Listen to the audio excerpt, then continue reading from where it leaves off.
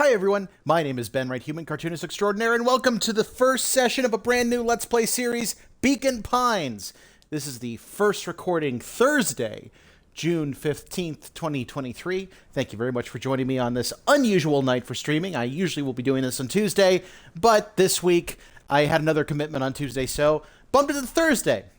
I've been wanting to play this game for a while. I just always kept getting pushed back because other things took priority, stuff like that. And I just really like the style. I like the aesthetic. I am gearing up to have to do a lot of reading in a lot of different voices, so it's going to be one of those games. Let's jump right in to Beacon Pines. Almost said Bacon Pines. That's another game.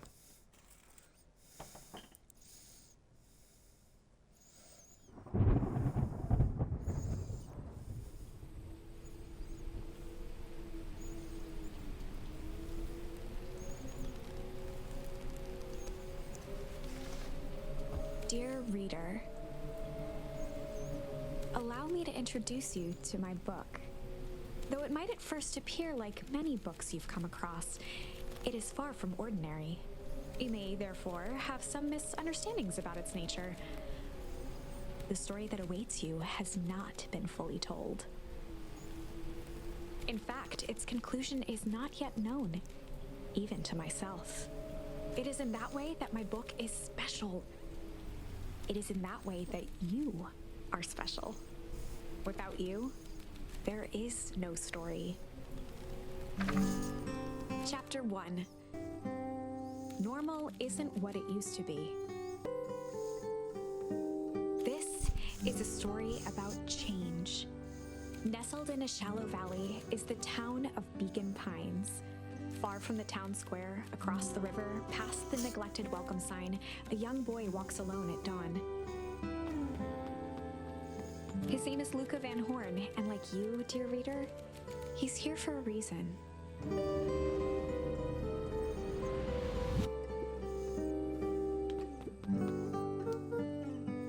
Hey Dad, how are things going? Today's the first day of summer vacation. I start middle school next year, I guess. I was 6 years old when you died. And it's been 6 years now. From here on out, you'll have been gone longer than you were here. It feels like that should mean something. Mom always said that this tree was your favorite spot in the world. Me too. Hey, Luca! I knew I'd find you here. Rollo was Luca's closest friend. He possessed many fine qualities, but subtlety was not one of them. Well, after I banged on your door till your gran answered. And after I checked the pond. And climbed up to the treehouse. Then I knew I'd find you here. Rollo finally noticed the tears welling in his friend's eyes, and the flowers on the grave. Oh, yeah. Right. You and your mom always did this on your dad's birthday. Yeah. I didn't know if you were going to keep doing it now that your mom's gone, too. She's not gone. She just... missing. Sorry, I meant to say since she went missing. Wow, great friend. Holy crap. She's gonna come back, Rollo. Of course she is. Okay, Dad. See you next time. I think I'm ready to get out of here. Sure, lead the way. I have a party. Ooh, adorable jump button.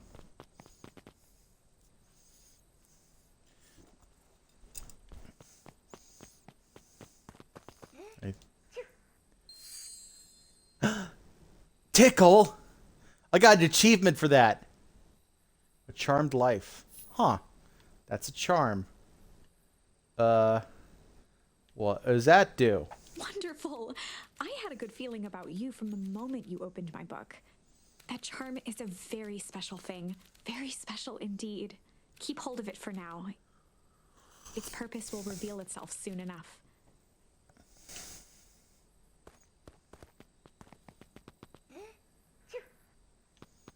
I'm going to sneeze them all away. That is the best.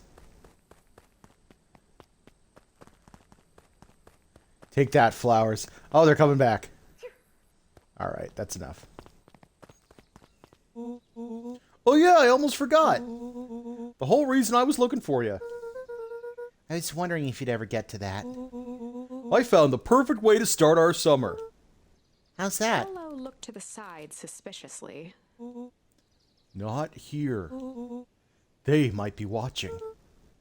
They who? Shh! Not so loud! We need to do this in a secure location. Mission control. Alright, I just have to tell Gran and then we can head out. What are you going to tell her? I don't know. I'll think of something. If it's all the same to you, I'll meet you at the welcome sign. Your Gran still kind of wigs me out. I don't do well with new people. She moved in like half a year ago. Just meet me at the sign when you're done. Suit yourself. I won't be long. Tell Gran before heading out with Rolo. Okay. Can I look around here? I can jump, which is very fun. I really want to see... Is there no way to see what something does? Alright. Dear reader, forgive me for this interlude. Remember that charm you found in the dandelion patch? There are more of those special charms to discover throughout Beacon Pines. They've been known to reveal themselves to those who are willing. Some of them can be found in this very house. Since Gran had moved in, the house was more peaceful, more orderly, and more covered in flowery fabric.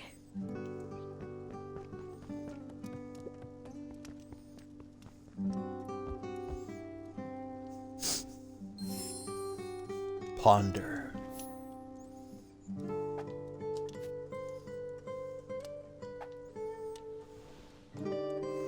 Oh, that's a mood, that slide off.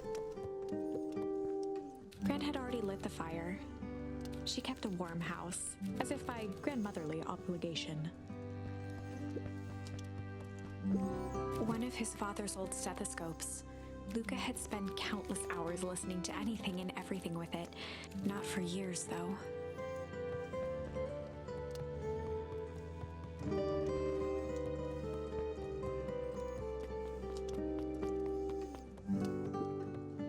Just some dusty knickknacks.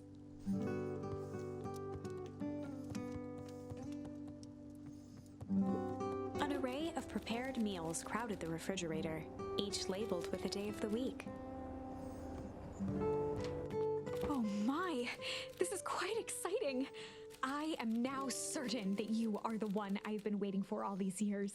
You'll recall I was a bit coy regarding the use of charms earlier. Excuse me, I tend to have a flair for the dramatic. You are about to encounter your first turning point. There are certain times in this tale when everything hinges on a single word. Step forth, dear reader. I'm gonna go back in. And I suppose there's no reason to rush things. Gran will be waiting when you return. I wanted to check out the house before I talked to Gran. A pair of dull scissors, a broken can opener, a mostly empty bottle of glue, and some loose string.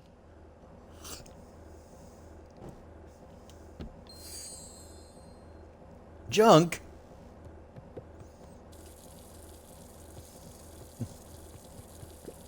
The only piece of furniture Gran had brought when she moved in was an old hutch. How do I turn off the water? There we go.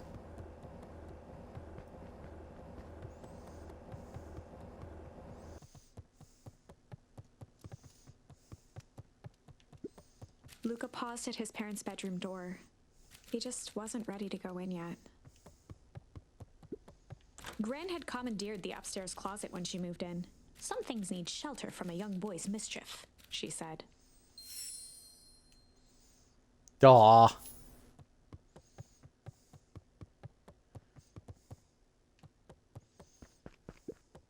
Luca tossed on his favorite old sweater.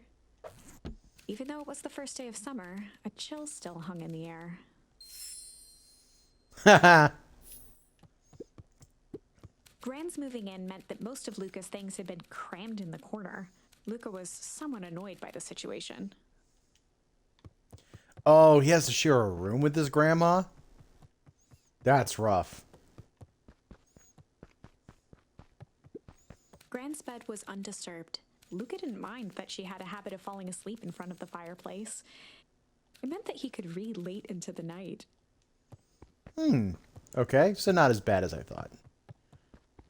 Alright, now I talk to Gran.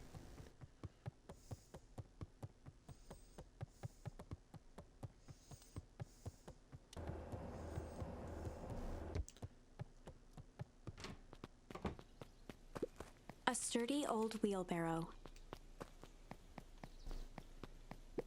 Young Luca would spend hours hiding in the bushes, waiting for a chance to jump out and startle his mother.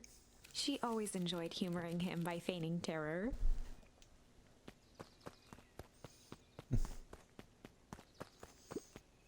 A beginner's guide to gardening laid open on the bench.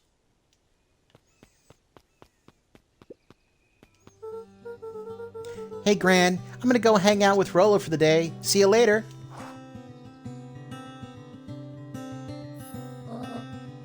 Hold up now. Where are you and Rolo headed exactly? Oh, nowhere The special. less Gran knew, the better for everyone involved. We were just gonna go blank for the... Okay, so I bet this is where the, charms go in.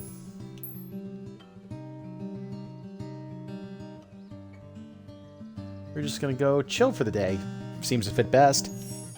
We were just gonna go chill for the day. We were just gonna go chill for the day. The best lies are built on truth. You boys are always in a hurry to do nothing. We stick to what we're good at. I'll make sure you are done chilling in time for supper. Easy. Impressive. You've managed to navigate your first turning point without too much of a mess. That is the power of charms. A single word can change everything. I think it's time to introduce you to the Chronicle. The Chronicle is a record of the decisions you've made. You can see the turning point which has been revealed. At any time, you can use the Chronicle to go back and invoke different charms, creating new branches. Luckily for us, this is the one and only turning point where the charms won't dramatically alter fate. It's the perfect opportunity to experiment with rewriting things. A grand jury. That's a good joke.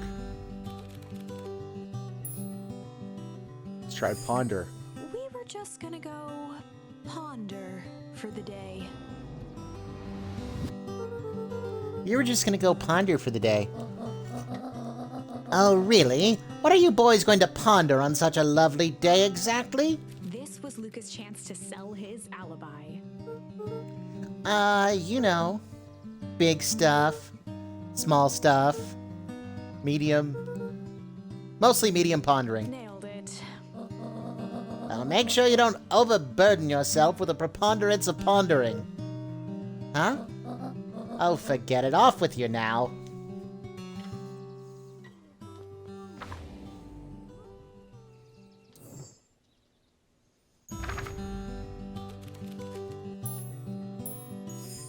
We were just gonna go hide for the day.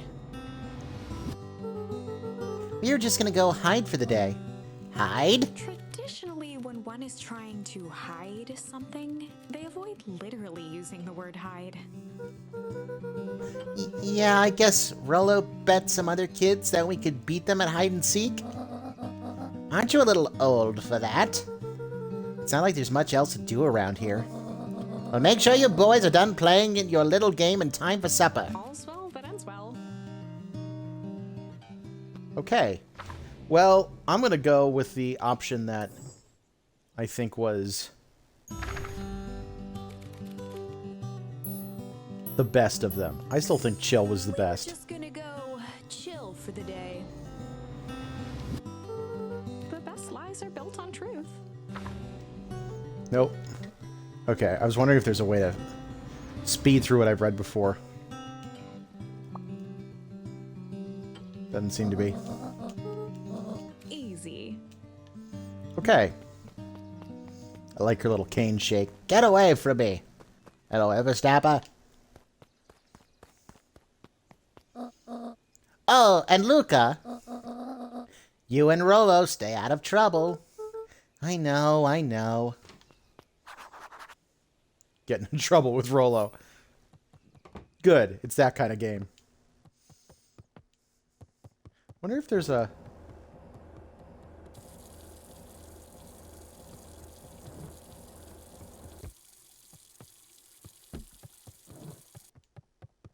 Alright. Wonder if there's like a make a mess thing I could get.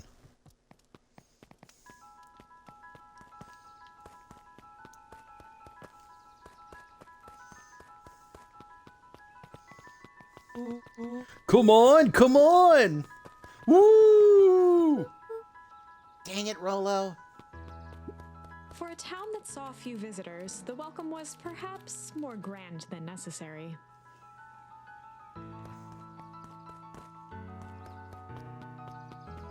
I'm curious. The road leading to Beacon Pines was long and uninspiring. A sort of natural barrier for the impatient. You know the drill. Don't let anyone discover our secret path.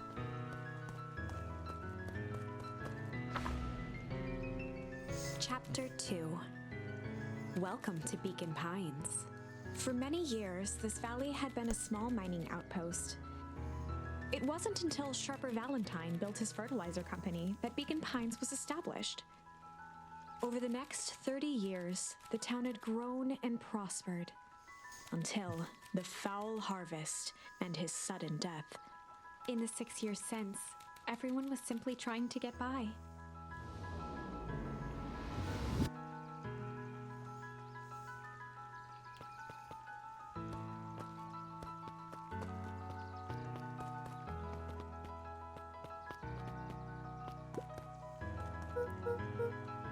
Hey, Mr. Kerr.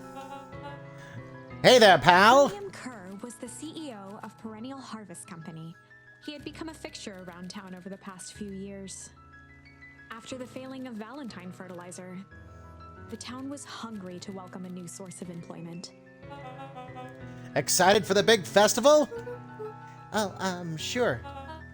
Come on now, when I was your age, there was nothing more exciting than a town festival. The food, the music, the dancing. Sounds pretty all right. You're dang right it is. I'm looking forward to letting off some steam myself. Make sure to invite all your little friends. I couldn't keep Rolo away if I tried. Excellent! Sorry, Luca, I've got to get back to the proverbial grindstone. Our harvest awaits and all that. Oh, now! The left side's a little low.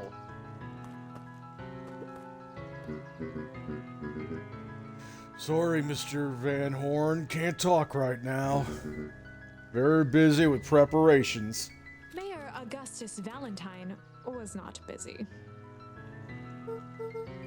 Oh, sorry, Gus. How many times do I... It's Mayor Val... Flustered, Gus instinctively loosened his tie. Keep up the good work. I must briefly attend to a concerned citizen. Huh? It's nothing. Keep at it. All right. What can the mayor of Beacon Pines do for you today? Oh, just saying hi, I guess. Well, good day to you, young Mr. Van Horn.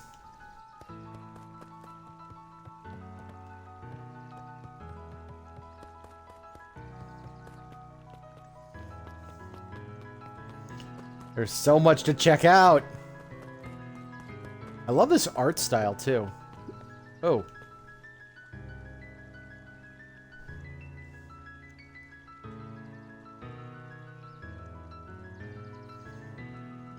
I'm just leaning on the post like, sup.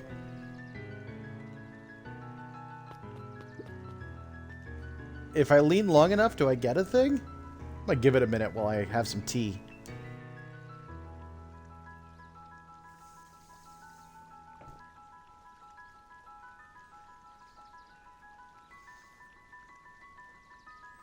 Nah.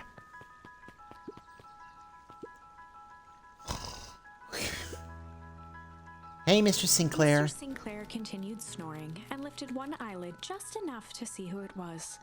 A tactic he often used to avoid undesirable conversation. Yoo-hoo! Mr. Sinclair? Don't you see I'm sleeping, boy? How's the napping today? Grimy as always. Used to have a pretty nice view from here. Still trying to figure out his voice. Till perennial harvest put that monstrosity of a building in the way. Why don't you just move your chair a bit? Why should I be the one that moves? If it's a showdown they want, I ain't gonna be the one who blinks.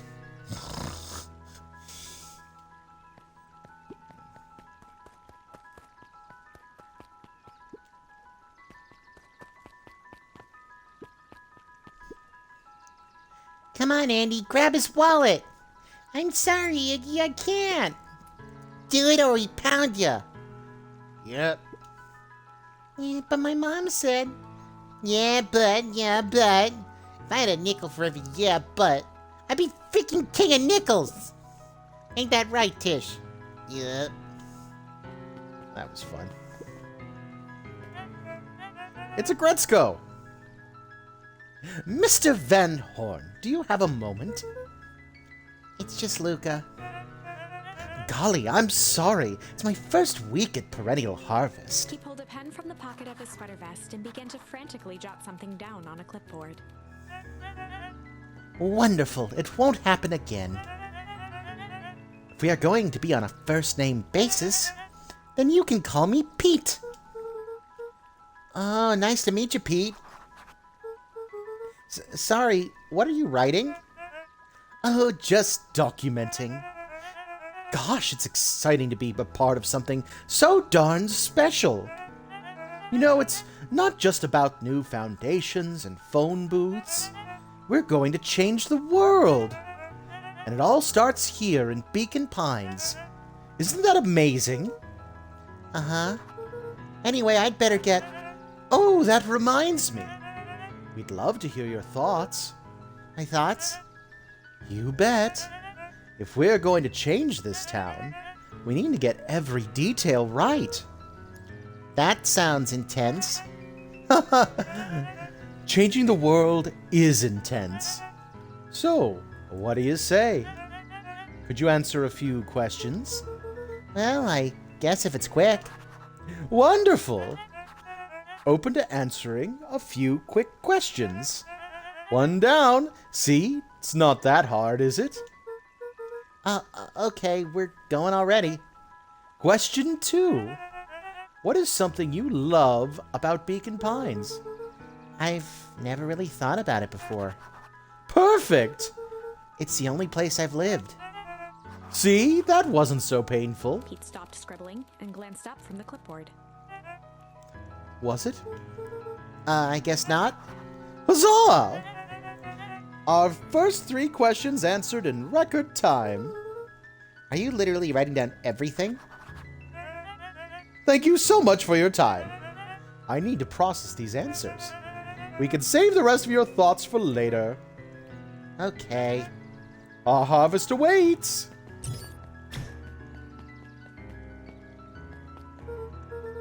Oh, right. Rollo's waiting up at the treehouse. Alright, nothing else seems lookable.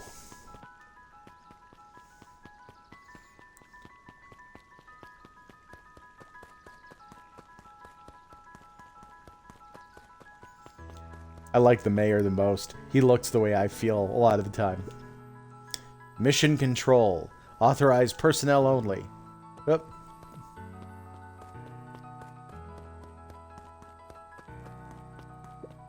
I like that we were supposed to keep it secret. And there's a big old sign to mission control. Hey, Jetson.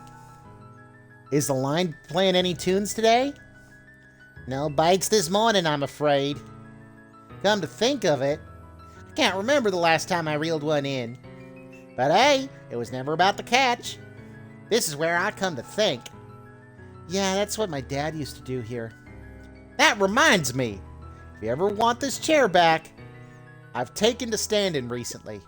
Keeps me from falling asleep at the reel. If you don't mind, I think it should stay. Not at all. An empty chair makes for a great listener. Whenever Luca saw his dad's chair by the pond, it reminded him of the days they'd pack up a couple of sandwiches and fish until sundown. Flashback. Luca opened the tackle box and picked the perfect bait.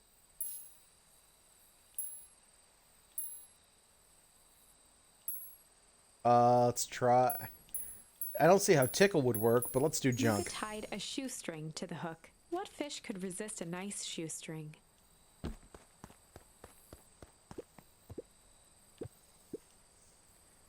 Give it a good cast now.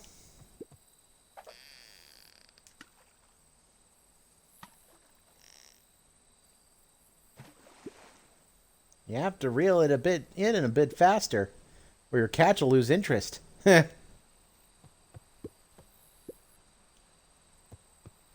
change bait. See what tickle gets me. Gently baited a feather onto the hook. Good for skimming the surface. Huh.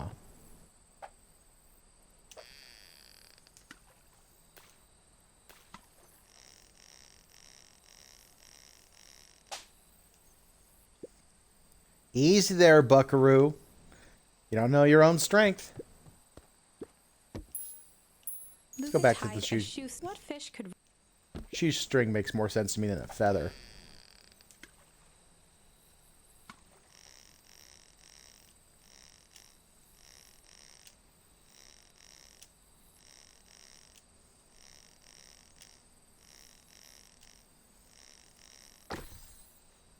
Got a boot!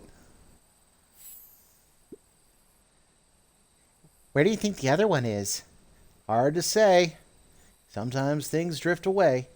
It's not fair. No, it's not. Well, wherever it is, I hope that other boot at least has a sock to keep it company. Can I look at boot? No. Well, Luca gently baited a feather for skimming the surface. let's try feather again, now that I kind of know how to do it.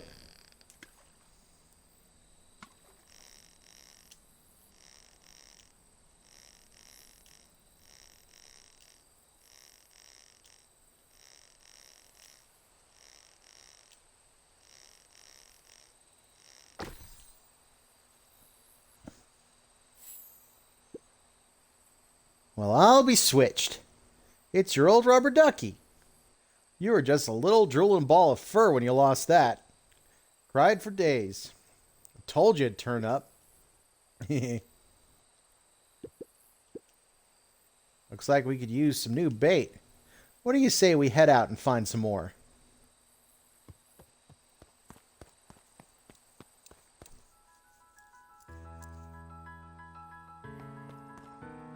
Was that a turning point? I guess not.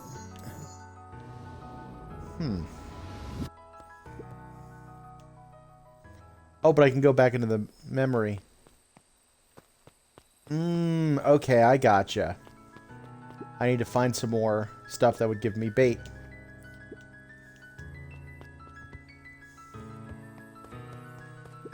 The boys had a good thing going, as long as they kept old Jeff happy. They had an endless source of precious materials to add to the treehouse.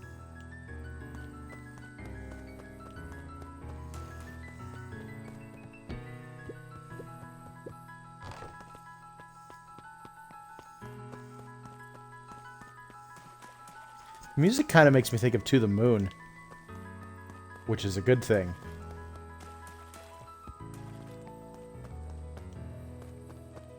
Alright, I think that's everything. After Luca's father had passed, Rollo became obsessed with them building their own Hank atomic star scraper. It was some time before Luca realized it was Rollo's way of keeping him occupied.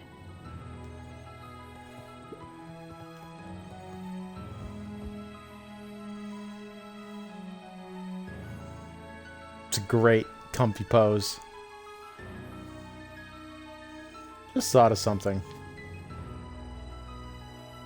I wonder if if there are multiple ways to get chill.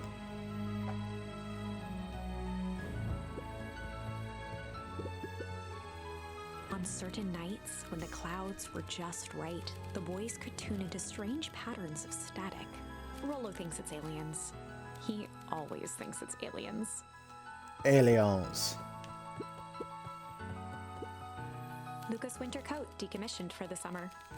With the cold holding out longer than usual, he reconsidered its usefulness.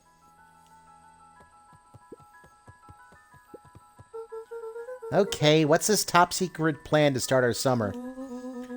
So you know the abandoned warehouse by my place? The old Valentine building? Yeah, well, it isn't abandoned. What makes you think that?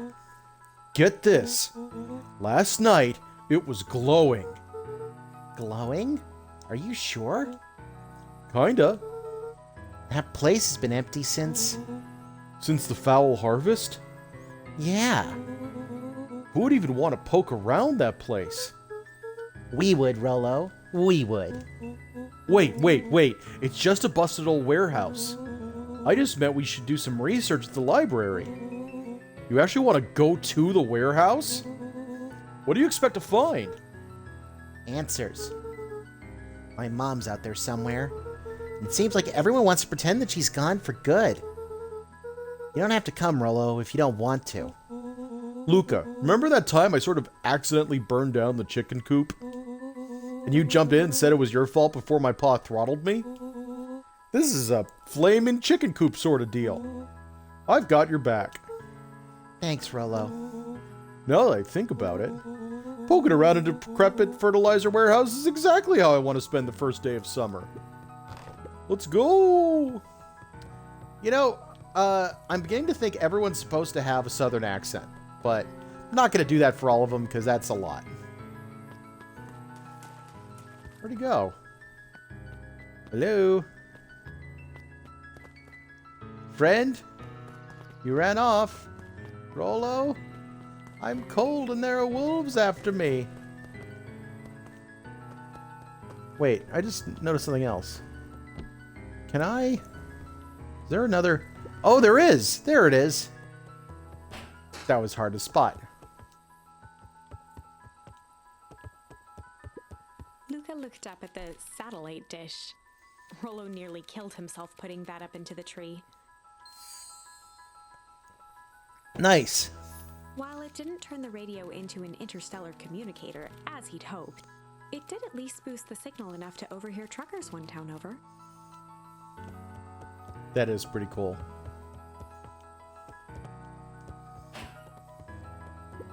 Let's see if pull gets me new bait.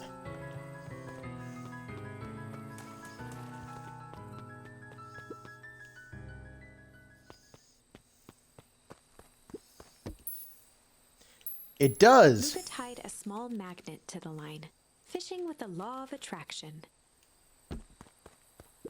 Catch some robot fish.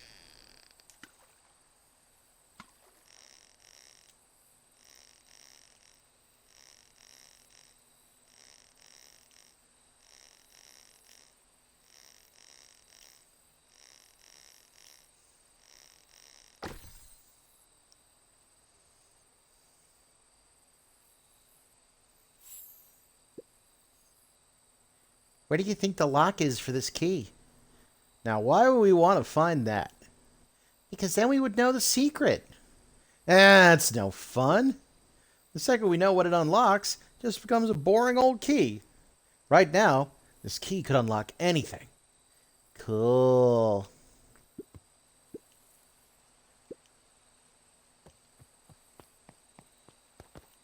I think there's going to be one more piece of bait to find.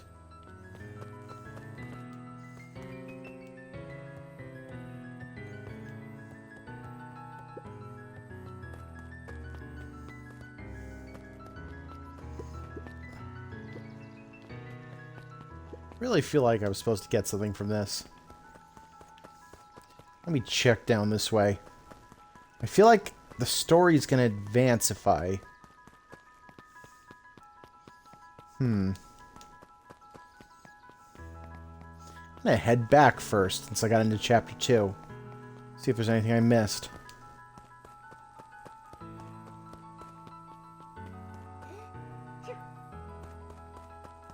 It's a good sneeze.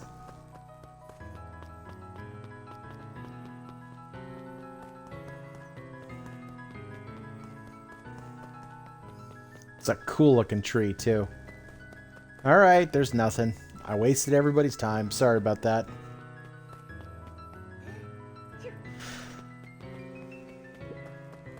Oh, hello.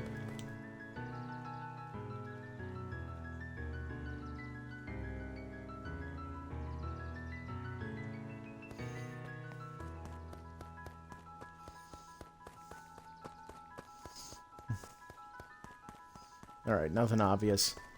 Let's advance the story, see what happens. And I still haven't gotten a thing yet.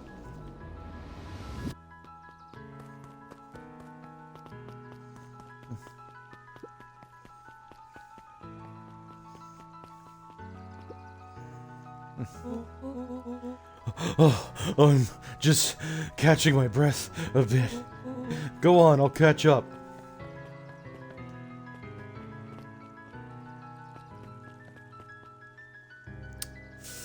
I just noticed Perennial Harvest did not think of their logo. Like, they needed to do a little bit more market research on that thing. I don't know if anyone else sees what I do, but... yeah, it's Dick. Anyway. Last Chance Diner.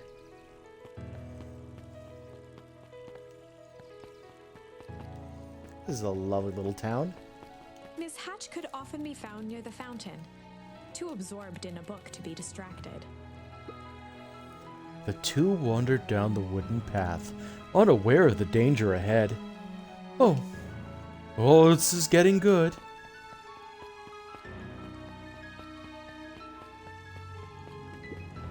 Holden Wilder ran the local paper of record, the Beacon. Hey, Mr. Wilder. Morning, Luca. What's this day have in store for you? I was wondering if you heard any news about... News? The Beacon knows the news it needs knowing. Any news about the old fertilizer warehouse? Nope. Oh. Rollo thought he saw some lights there last night. Rollo ought to be careful poking around that part of town. The winds of change are blowing, and change is a dangerous animal. Hey. Now go find me pictures of Spider-Man. Luca, just the fella I was looking for.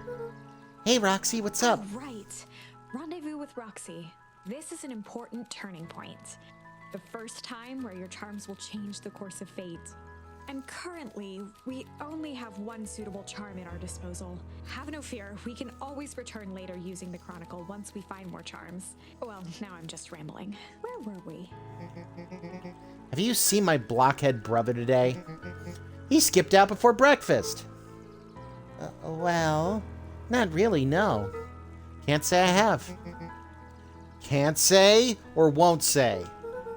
Roxy, would I lie to you? Luca, wait up! I almost forgot to tell you. Roxy might be lurking around here. This is one of her favorite places to stand around and be useless. Rollo? So we need to make sure she doesn't spot us. Rollo?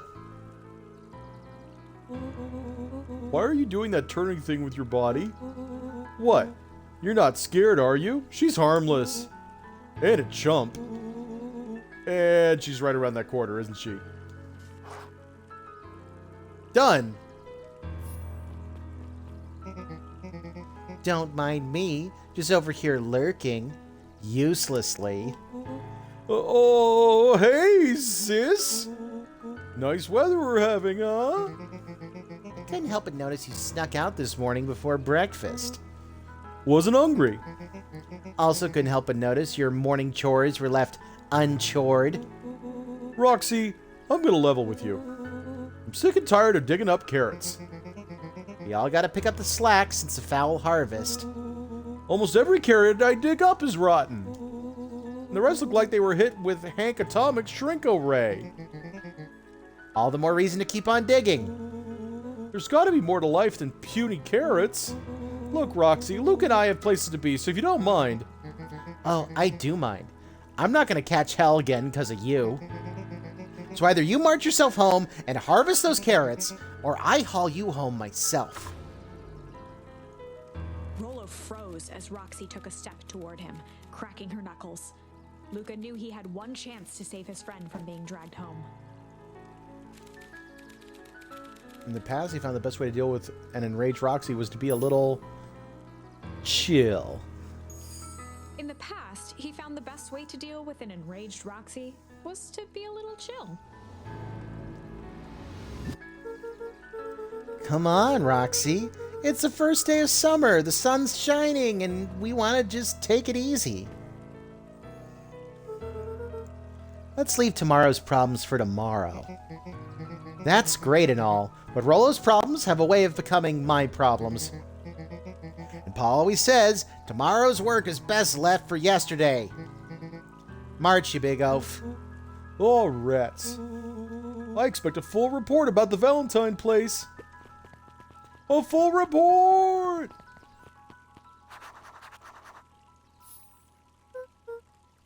So, Fitz. What are you up to this lovely day? Nope. Cool.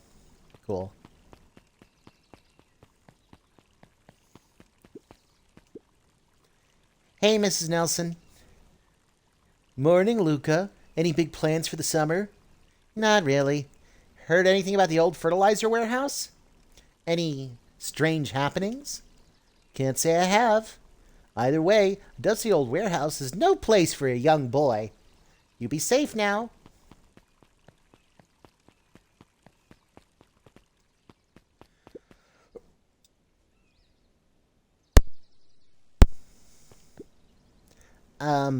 Piper?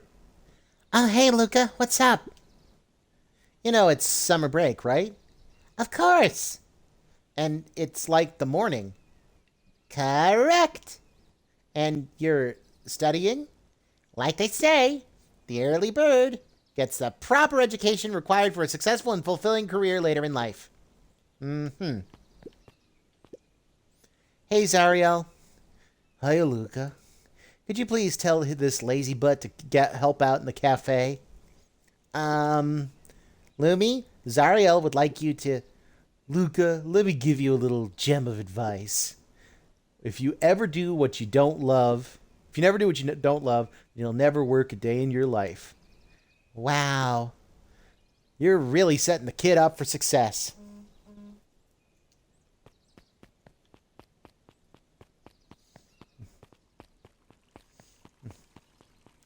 All right. I'm going to pop back and see if getting change gave me what I needed.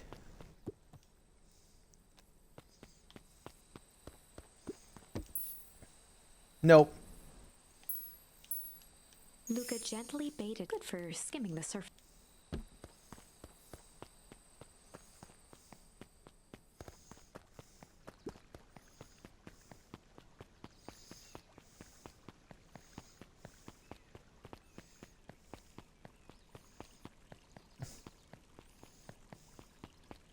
I'm going to check on that statue real quick.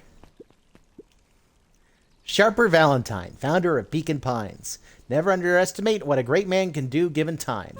A bit much, if you ask me. Indulgent?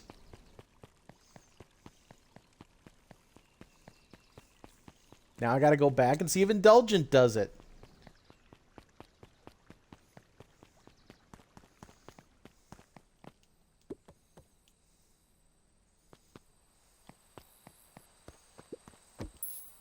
Nope. Gently good for skimming.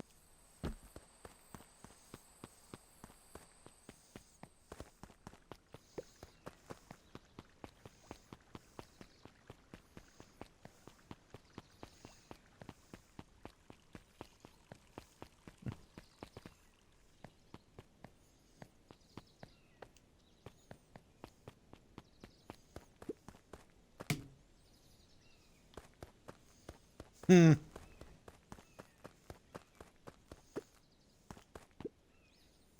Griffin. How's the ice cream gig going? Not great. It's still pretty cold out. And I'm in the business of selling cold. I'm sure things will warm up soon. Mr. Tolliver's not at his grocery stand? He's prepping for the festival, I guess. Gotcha. Hey, Bert. Hiya, Luca. I'm doing some fact-checking for the town history exhibit. Look, kid, I'm just here to put up the lights.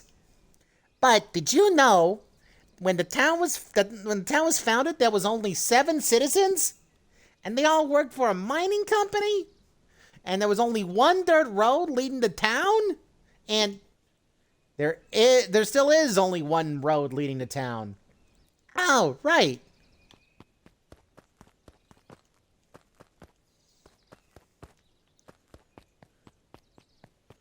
Not seeing anything else to do around here. Did I check the baguettes? I checked the baguettes. Nothing else.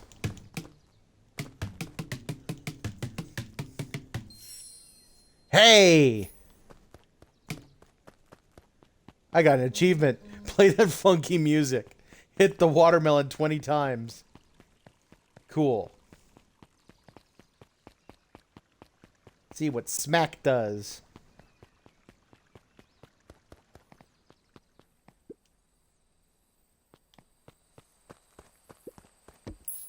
There it is. Luca stuck a toy stretchy hand onto the hook. Those things always get dirty anyway. That's yes.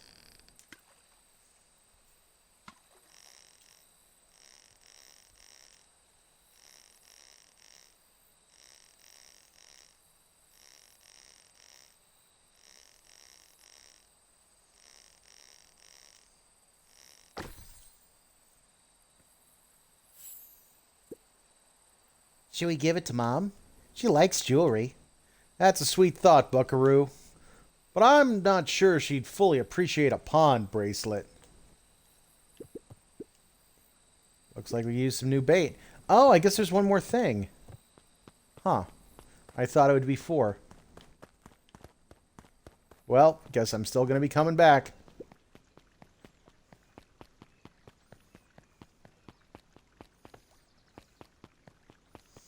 But now I have the power of smack.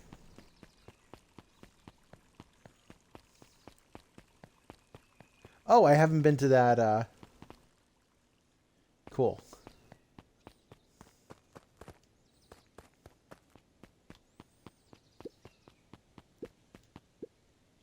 Hey, Don. Sorry to wake you. No problem. It comes with the job. Dawn had dreams of becoming a big-time reporter. At night, she searched for the story that could be her big break. By day, she hawked papers at the newsstand. What's up? Rello said he saw something strange going on at the warehouse. Do you know anything about that? You might say I've heard some things. I'm working on a story on it right now. So what's going on? Can't say quite yet. I still need to follow up on a few leads. Keep me in the loop, okay? Sure thing. Things seem to be quiet in town today. Yep, everyone is preparing for the festival. Should be back to normal tomorrow. Catch you then? Catch you then. Oh, and Luca, I'm really sorry I haven't been able to find out anything about your mom yet. I'm just grateful that you tried. I'm still keeping my ears up. That's cute.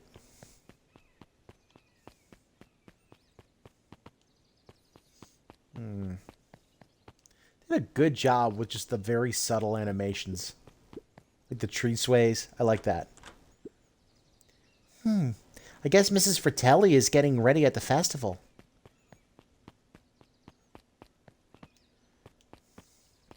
Nothing else to see.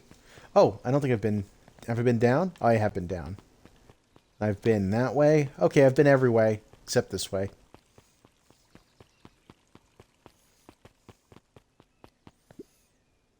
Hey, Solomon. Apologies, no time for chit-chat.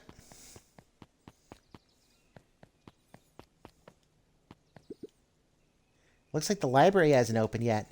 I'll check back later.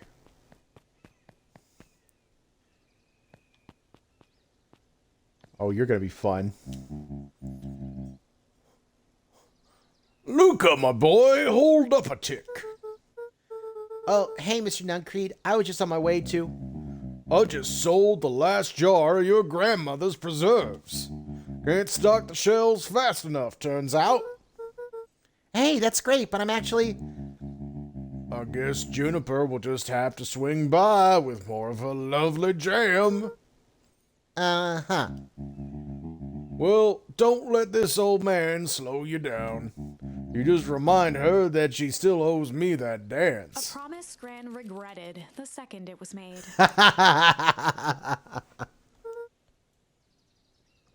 Will do. She's a fine woman, that Juniper. Yeah, she's pretty cool, I guess. Are you, like, trying to bro out with me about having the hots for my grandma? A real fine woman. Yes, you are. Gotta go. Sweeter than any jam on earth.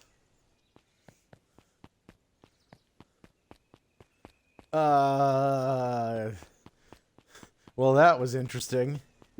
Do I go back and tell The Nana? phone booth was brand new, part of Perennial Harvest's Beacon Pines Reborn initiative. It didn't see much use. Actually gonna go back and see if I can tell that to Grandma and maybe get another thing. Oh, hey, I can run in the road.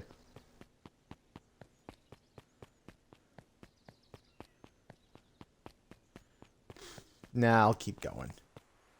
Too much backtracking as it is. Oh, hey, Luca. Hey, Joey. How's the bug hunt going? No, great. Bugs have been shy this week. Bugs get shy? Oh, sure. Bugs aren't that different from people. Sometimes they just won't be left alone. If you're going into Weep Wood, just be careful where you step. No bug crunching. Got it.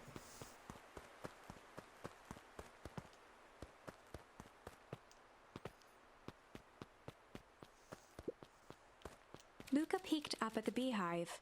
It appeared to be deserted. That's strange. Smack! No. After the foul harvest destroyed their wealth and reputation, the Valentines shuttered off their estate from the rest of town. That's depressing. The Valentine mansion loomed over every other building in town, both figuratively and literally.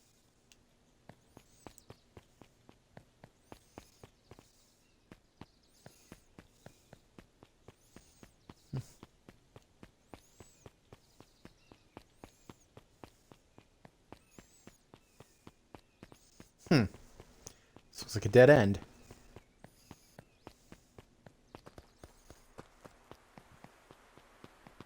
The path led into a small hollow at the edge of Weepwood.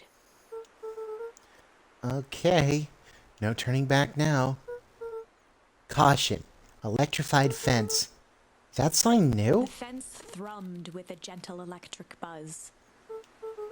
Okay, so what would Rolo do if he was here? Luca often asked himself what Rolo would do, so that he could rule out that option. I'm definitely not touching that thing.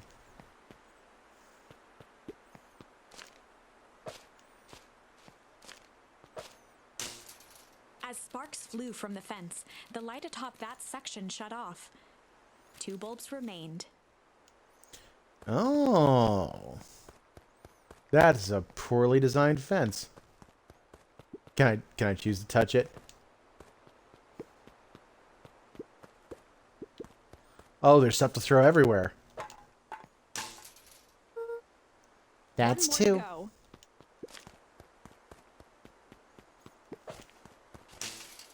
The fence's buzzing gave way to silence. Okay, moment of truth. Every kid in town knew the old Valentine fertilizer building. Long abandoned, the warehouse once served as the industrial heart of Beacon Pines. Now, it stood only as a reminder of things left behind. The dormant building showed strange signs of life. Okay, so Rolo wasn't exaggerating for once. What's going on There was here? only one way to find out.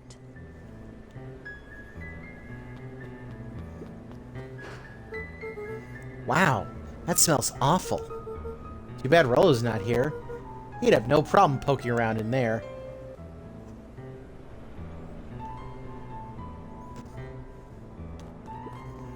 The hose emitted a subtle sound. It was actively draining some kind of liquid. This doesn't seem great. The water looked almost diseased. It flowed slowly into the woods. That seems real bad.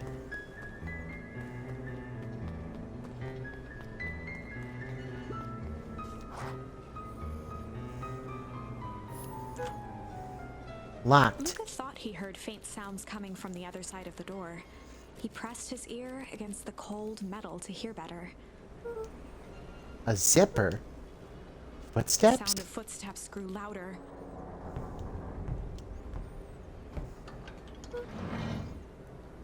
Hello? That seems bad. Shit. Whoa! The heavy steel door knocked Luca to the ground. Disoriented, he looked up to see an imposing figure silhouetted in a green glow. It lunged toward him. He tried to scramble away, but felt a gloved hand latch onto his ankle. Luca watched his fingernails leave trails in the dirt as the hand slowly dragged him back through the door, into the lab, into the green light. This is a story about change. This is a story about change. It was far from the sort of change Luca imagined for himself.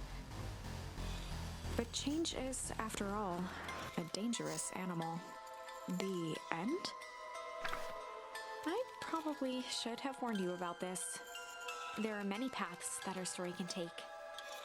Most will end in tragedy, but don't let that discourage you. We will find the ending that this story deserves. From here on out, a charm will have a check mark when it's been used to its full potential at a given turning point. Now, let's try something different.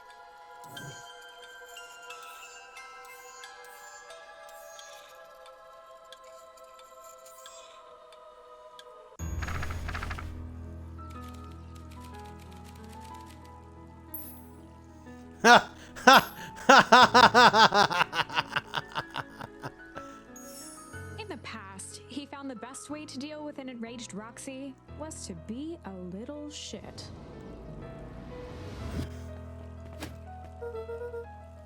Make a break for it! What have you done? Ah! Did that little shit just kick me? Run all you want, you little twerps. You gotta come home eventually. Sorry.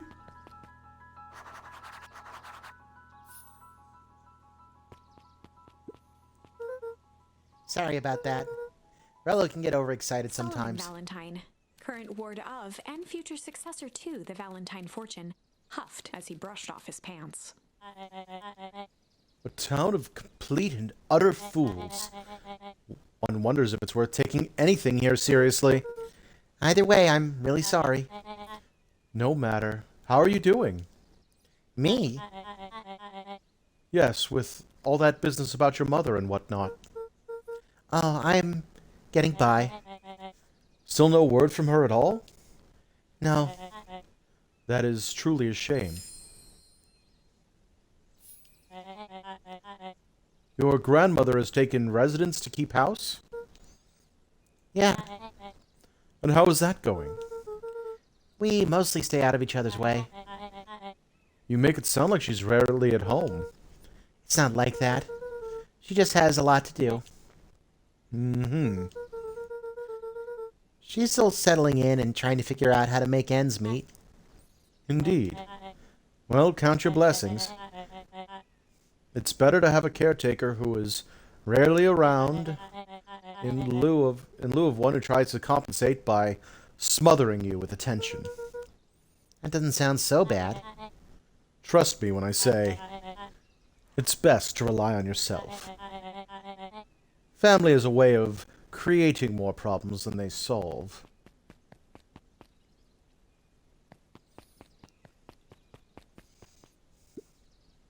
Solomon! The gesture toward the approaching heiress Valentine. Speak of the devil. Do not wander off like that. I'm much too busy to be looking all over for you. Apologies, heiress. I was just taking a stroll through town. Strolls are for commoners. You're a Valentine now. I want you to be present for the construction of the History Museum. The future of this town relies on its ability to remember our family's great past. Of course.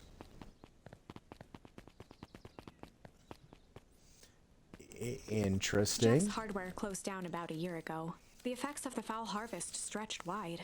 When there are no crops in the field, tractors don't need fixing. Now, the question is, can I talk to him again?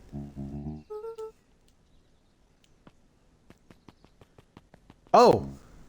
Boy's got too much of his father in him. Oh.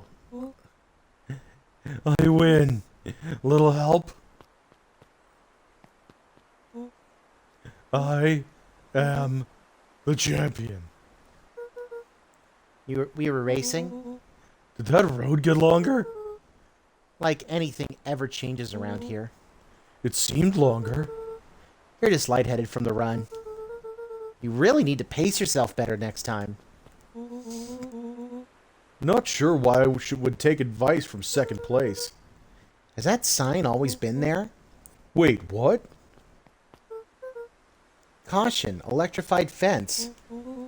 No, that's definitely new. Creepy. How are we going to get around an electric fence?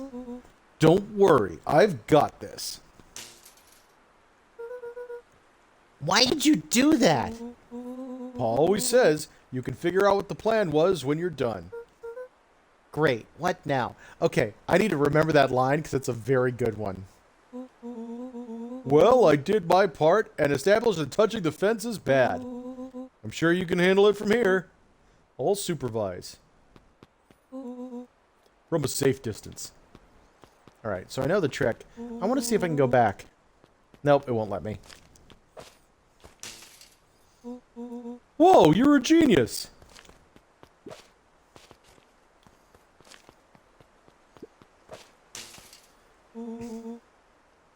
I think that did it. Luca, you never fail to impress. As the glowing windows of the old warehouse came into view, Rollo began to bounce excitedly. Check it out! Dang, Rollo, you weren't exaggerating for once. Was there ever any doubt? This definitely needs investigating. The good thing, two ace detectives are on the case. This is bizarre. This is awesome!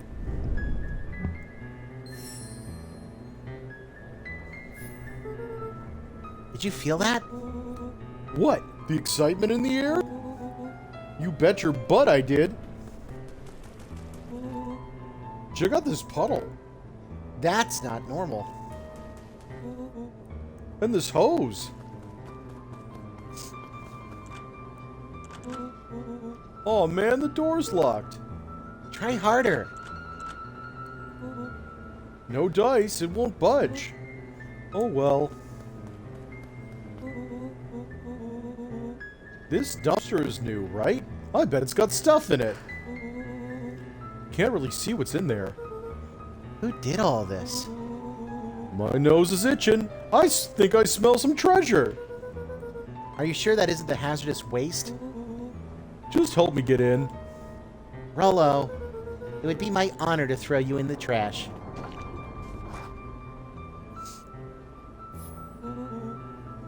Come on, Lady Luck. So, what's in there? Let's see. There's a squishy bag of squish. Wow. A good inch of stagnant sludge. Your natural habitat. Wait! Hold the phone. Hold 2 phones. Check these bad boys out. Are those walkie-talkies? Just like Hank Atomic communicators. Do these actually work? Ground command to Hank Atomic. Hank, do you read me? This is Hank Atomic, ground command. You're coming in 5 by 5. How are your vital readouts, Hank? It's getting a little stuffy in here. Requesting assistance for evac. Help is on the way. What was that? Someone's coming. Give me your hand. I'm trying. My hands are covered in squish. Scoot over. I'm coming in.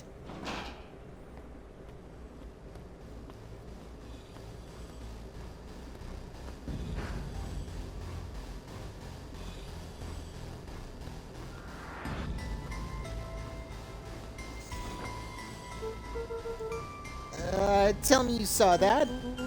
Dude, I don't even know what I saw. He's coming back. Get down.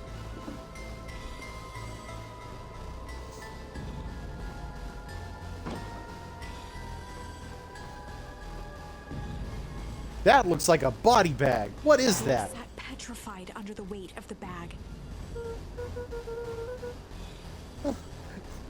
Tell me that's not what I think it is. Luca, do you know what separates run-of-the-mill detectives from ace detectives? A ridiculous hat?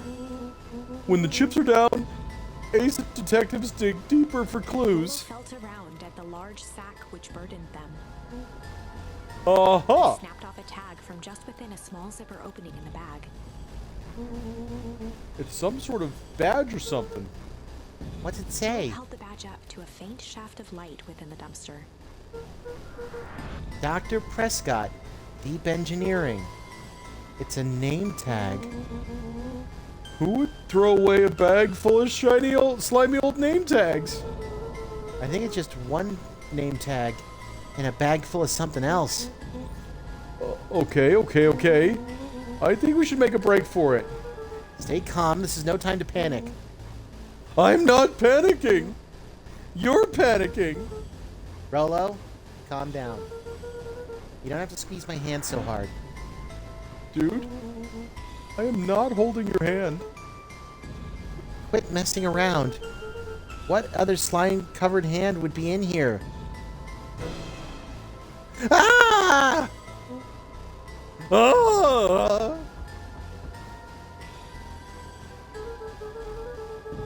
I'm beginning to see the benefits of your Run for Your Lives plan.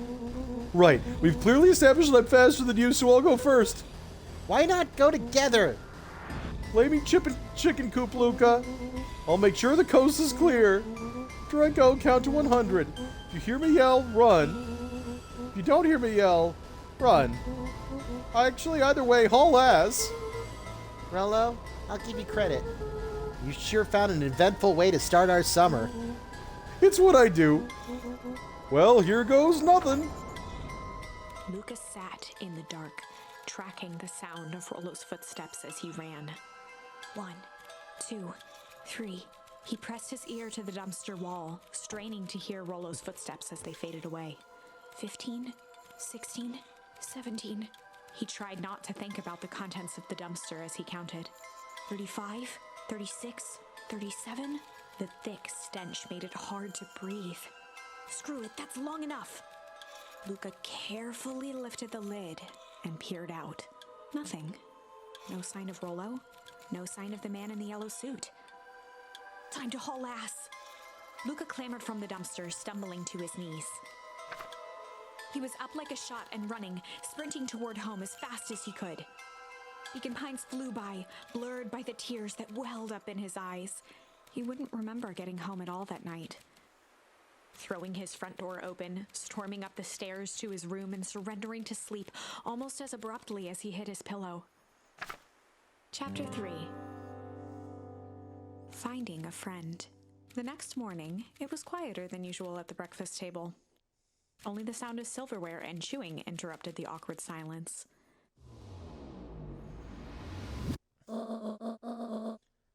I finished jarring a mess of jam last night. So that'll need to get delivered into town today. Okay. So, what did you and Rollo get up to yesterday? Oh, nothing interesting.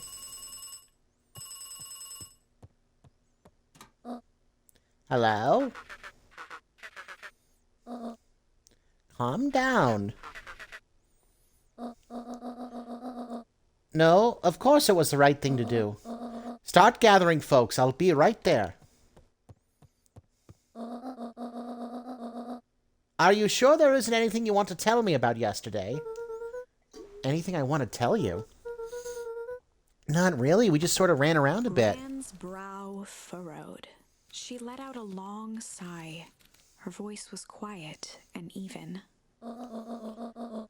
I have to go take care of something. You are to stay in this house for the day. Under no circumstance are you to leave. What? If I'm not back by dinner, there's stew in the icebox. But nothing. You are to stay here. Understand? Yeah. Say it. I'll stay here till you get back. Good.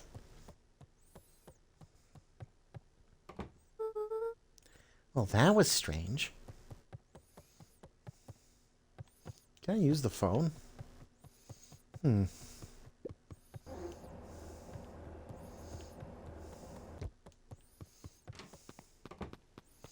Anything new out here? Oh, there's an open book. Now, that was there before.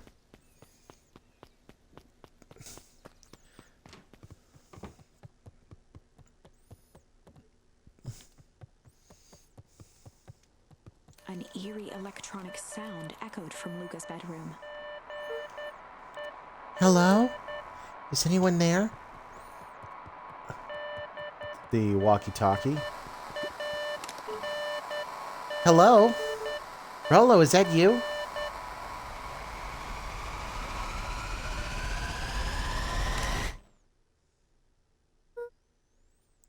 Over?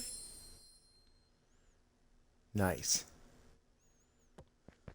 Luca glanced at the now silent walkie-talkie. He wasn't sure what to think. Someone's at the front door?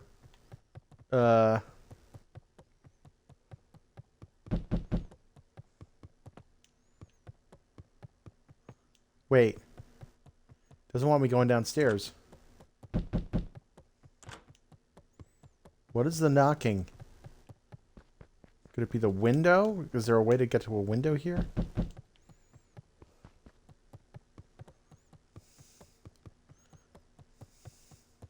Okay, I must have gotten caught on something.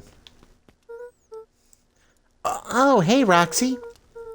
If this is about me, accidentally kicking you yesterday, is Rollo here? No? Look at me, Luca. This is serious. Is Rollo here? No, I haven't seen him since yesterday. Rollo didn't come home last night. What? A pit formed in Luca's stomach. Where was the last place you saw him? We were playing around in Weep Wood, and then it was late and we went home. Weep Wood? If he's alive, I'm gonna kill that little creep. Is there anything else? Anything that he said? His mouth felt dry. No, we were just messing around. Okay. I need to go let people know to check the woods. You just stay out of trouble. Go see if he's hiding in the library or something. Luca could feel his heart beating in his throat. Rollo. Where are you?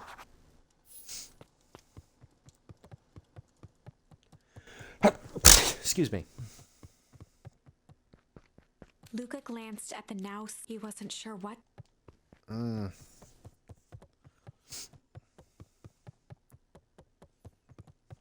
Sorry, Grandma. My friend's missing. Gotta go look for him.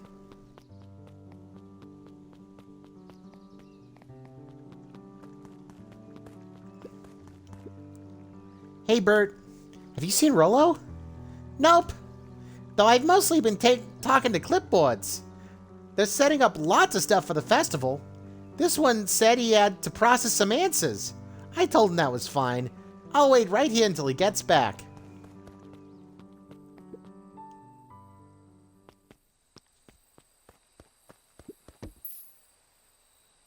Huh. Luca Still don't have the gently next baited one. for skim. I really thought shit would do it.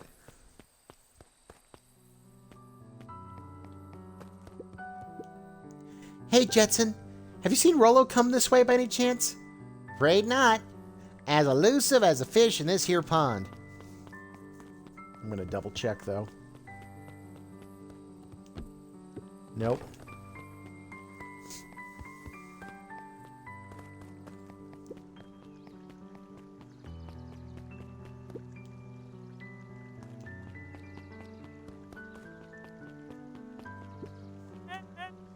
Howdy, Luca.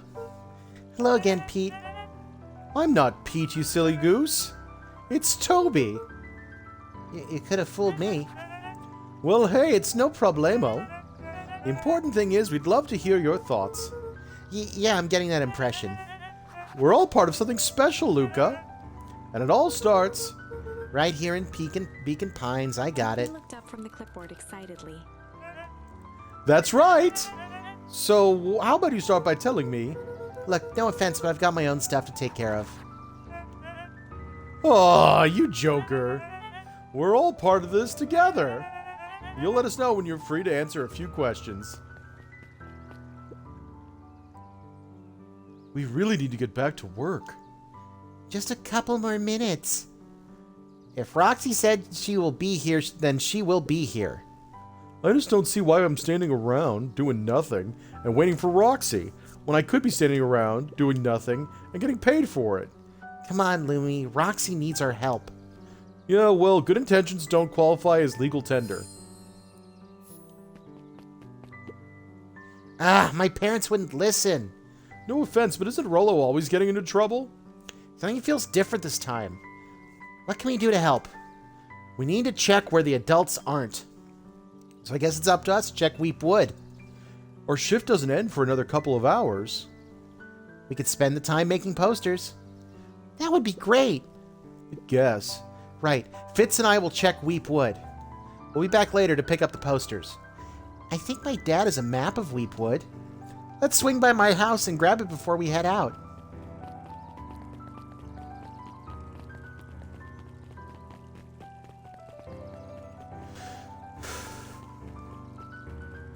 Alright.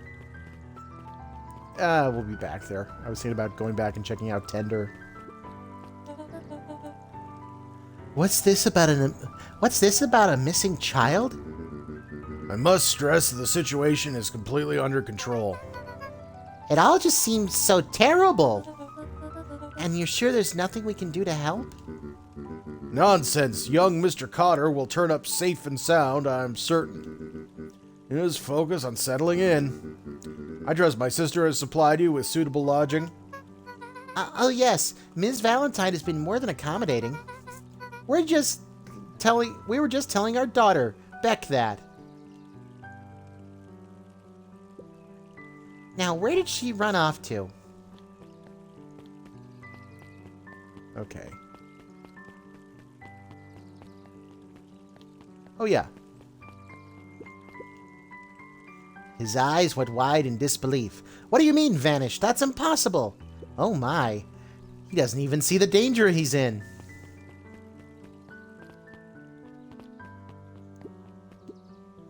Hi, Luca. What's up? You haven't seen Rollo around recently, have you? He doesn't come around here up much. Not since they made a rule that he can only order decaf. That seems like a good rule.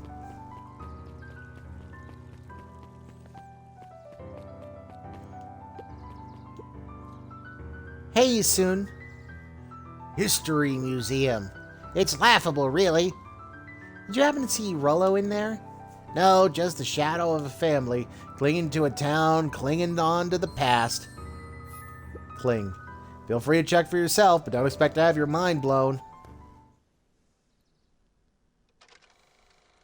Sharper Valentine, a celebration of excellence. We all know Beacon Pines is a great town.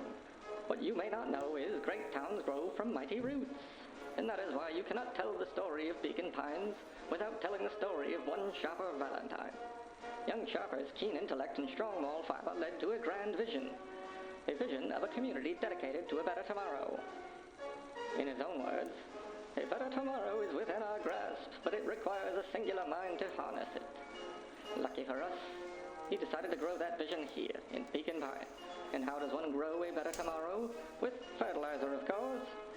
Valentine's Fertilizer Company became the lifeblood of a town yearning for purpose. But then tragedy struck, a scientific experiment gone wrong. An accident which took Sharper away from us far too soon. To this day, we struggle to pick up the pieces. But one foul harvest isn't enough to stop the people of Beacon Pines. The spirit of Sharper Valentine lives on. It lives in the hearts of everyone with a dream for a better tomorrow. Together, we will follow his example and grow a bountiful future. Paid for by the Valentine family and the Valentine Fertilizer Company Reverence Fund. So which evil corporation is going to be the evil corporation? That was unhelpful. Hey, Griffin, has Rollo been by? I haven't seen him all day. I'm sure he'll show up safe and sound. And when he does, tell him there's a strawberry chocolate double scoop waiting for him. On the house. He'll like that.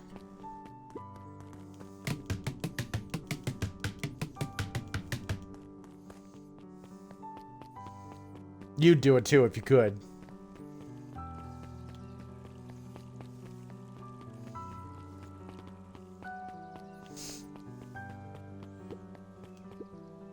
Hey, Don. Is it true about Rollo? Yeah, he didn't come home last night. I wonder if it's connected. Connected to what? I was checking in on reports about increased activity around town. What sort of activity? Windowless trucks, mechanical noises, strange lights. Your typical shady stuff.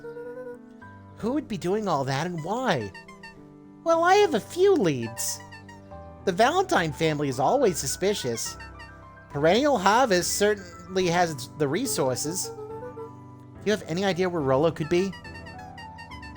The best place to start looking is where the trail went cold. Where did you see him last? We were in Weep Wood, right by Valentine's Fertilizer. I'll check out Weep Wood when my shift ends. I do my best work at night.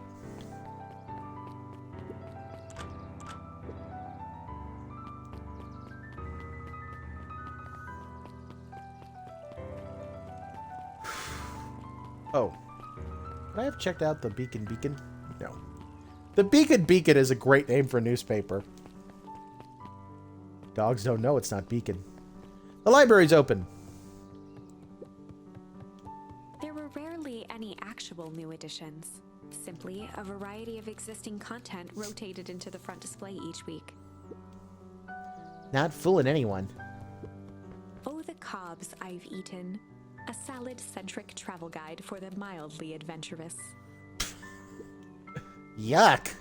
Sally Seashore's simple succulent sundries. Luca brushed off a smudge of dust. Or maybe it was flour. 30 recipes so easy you'll doubt it's even edible. Succulent. A peek behind the curtain. The methods and ruminations of Patrick C. Montesquieu. One of the greatest acting minds of our time. By Patrick C. Montesquieu. Oof. Want to check out all the shelves before I talk to people? The bottom corner shelf was a dusty array of thick science books. Only one binding was clean enough to read. Cellular Biology and the Chemistry of Mitosis. Boring. Mycological Phosphorescence. Ugh. More like Myco complete loss of interest. Honestly, that sounds pretty awesome. the entire top level of the library was devoted to comics, most of which were Hankatomic and the myriad of lesser revered spin-offs. I mean, I'm home. Oh, I got an achievement. Nerd! Perused all library shelves in a single branch. Is there more than one branch of the library around here? Hey, Jace. Oh, hey, Luca. Did Rollo come by? No. I was actually surprised. He's usually here early on days when a new issue drops. Rollo's the biggest Hankatomic fan I know. Besides myself, that is. Well, if he does swing by, tell him to meet me you know where. I don't know where. No, he knows where. Oh. Roger that, Space Cadet. Kato volunteered at the library during the summers. He wasn't very social, so he'd dedicate each summer to becoming an expert in a single subject, making him a reliable source of very particular knowledge. If you were to ask Kato something he didn't know, he'd escape into the dusty old bookshelves and return with just the right thing. Hey, Kato. Kato was lost in his reading. Luca crooked his neck to see the title, Introduction to Melitology. Ahem. Oh, hey, Luca. You snuck up on me. Good book? Dunno, just started it. He gestured to the shelves. I'm really running out of books I haven't read yet. So now it's on to the wonderful world of bees. Turns out bees are pretty cool. For instance, did you know that around 70% of bee species actually live in underground tunnels? Or that if there are two queens in a hive, they will fight to the death for supremacy? Oh, I love that little icon. He's doing the little hand, like, come here thing. That's interesting, but you haven't seen Rollo around recently, have you? Not since yesterday. Keep an eye out for him, okay? Sure thing. If I see him, you'll be the first to know. I like him.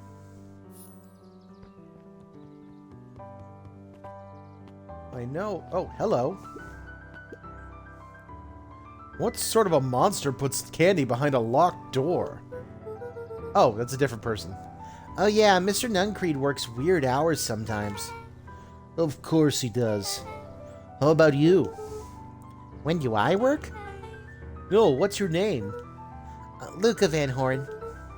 You new here?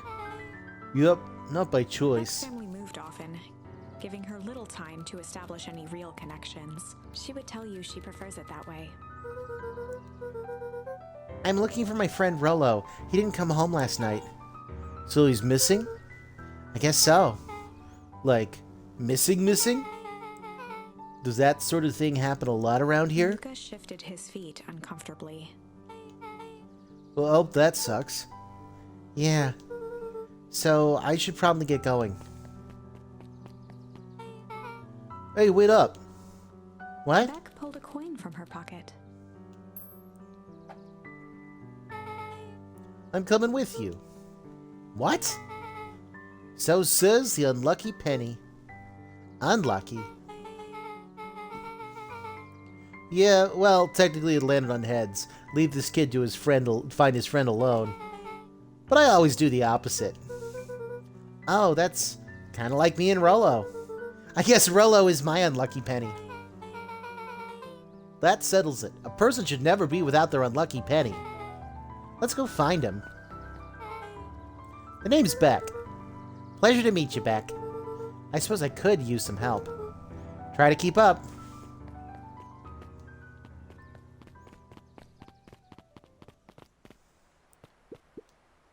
Joey, have you seen Rollo around? No, sorry, Luca. I've had my eyes on the dirt, looking for beetles. Can't seem to find any. He never came home last night. Do you think it's because it's been colder than normal? I don't see why that would have anything to do with Rollo. No, the beetles.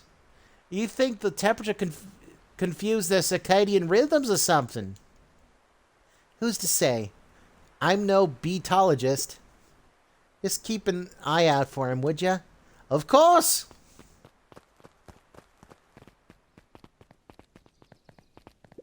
The Valentine Mansion loomed, both figuratively.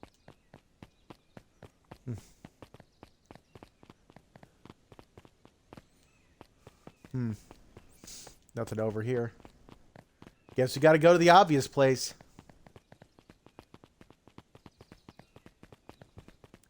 Oh, something I'm curious about.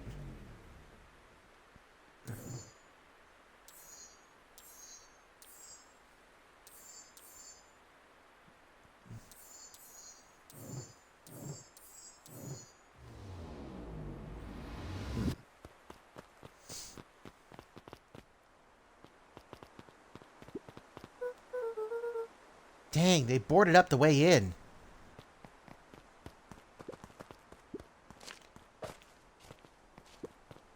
Doesn't do anything anymore. Oh. Hold on a second. Luca felt a chill as he approached Beck. Her eyes were locked on the strange green liquid. The nearby grass was coated in a fine layer of frost. Is this sort of thing normal around here? Because puddles of glowing ooze are definitely not what I expected from this place. I have no idea what this stuff is. Well, the next obvious step is science. And what does science suggest? Poke it with a stick. Luca watched as Beck dipped a broken tree branch into the goo. Beck's eyes widened as flowers grew from the dead wood. First small buds, which quickly bloomed into vibrant petals. What the? As Cool. quickly as they had grown, the flowers began to shrivel and turn gray. Beck dropped the stick with a grunt of disgust. Okay. So the science tells us this gunk is weird as hell. Yeah, it seems dangerous. Hey, Tish, look what the cat dragged in. Yup. I don't have time for this right now, Iggy. Don't say things like that. It hurts Tish's feelings. Ain't that right, Tish? Yup. She looks fine to me. Why, hello. I don't think we've been properly introduced. Iggy's the name. This is my compatriot, Tish. Yup. You probably heard of us. Can't say I have. I'll forgive you this once, on account of you being new around here. Why would you hang out with this stud? Well, he seems pretty alright. Iggy, why do you have to be so... you? Has he even told you that his parents skipped out on him? Shut up. It's true. They got tired of having such a pathetic kid and left him. Iggy, I'm only going to say this one time. Don't talk about my family. Well, look who's grown a backbone now that a girl's around. First his pop croaks. Then his mom finally couldn't take it anymore and bounced. Iggy what am I took going a to choose to step do? towards Luca, his sneer lit by the glowing puddle. Beck could see tears welling in Luca's eyes, his fists clenched. Some things about Beacon Pines were very different from the city. But a bully from a hayseed town is really no different from a city bully. Beck took a deep breath and thought.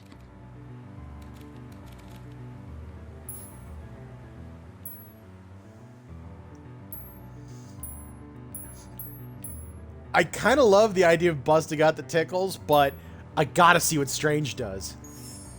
Well, time to bust out the strange. Alright, Luca. Looks like you need a little mud bath.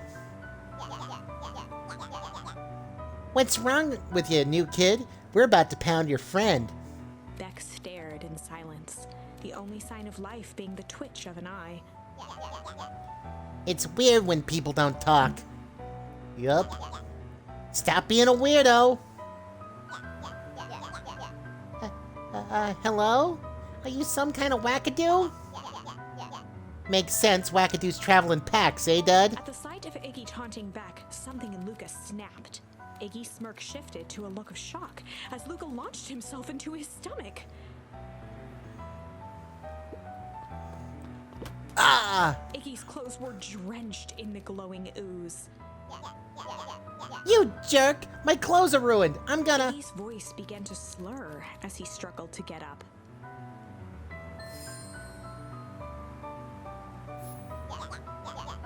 You don't feel so good. Eh? I'm sorry, I just... Oh, shit! Yup.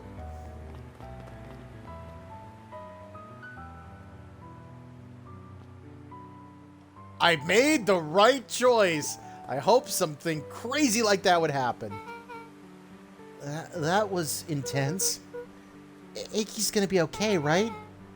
Nothing about this seems okay. The warehouse, this strange ooze, and what it did to Iggy. Was Rollo caught up in all of this? We have to find Rollo. You took the words right out of my mouth. Can I? Can't walk in it. Property of Valentine Fertilizer Company. Looks old. I was kind of hoping that, like, something insane like that would happen if I picked Strange.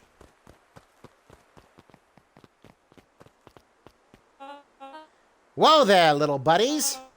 You startled me. What in the dickens are you up to in this part of town? We were just looking for helping look for Rollo. Oh, you haven't heard the good news? Rollo showed up safe and sound a bit ago. Really? So where was he? It's funny, really. He just got a little turned around in the woods. They can be disorienting, you know. I'm starting to get that impression. Rollo's at his house now, getting some well-deserved rest. Wow, that's a relief. You two should scurry along before you get lost yourselves. Yeah, come on, Beck. Can't wait to introduce you to Rollo. Oh, that reminds me. Luca, your grandmother was looking for you. She was? She was worried sick. You should march straight home. I guess. Beck, your folks might be getting worried too. I'll walk you home. I need to talk with Nellie about work anyway. Beck glanced toward Luca. I guess all's well that ends well. I'll introduce you to Rollo tomorrow. Sure. Glad he's okay. Rollo was safe. A wave of relief washed over Luca, which was quickly replaced by a sense of dread. Gran is going to kill me. If he hurried, he might just make it home before sundown. Chapter 4. Excuse me. Our harvest awaits. Luca took a deep breath and gingerly opened the door, steeling himself for Gran's wrath.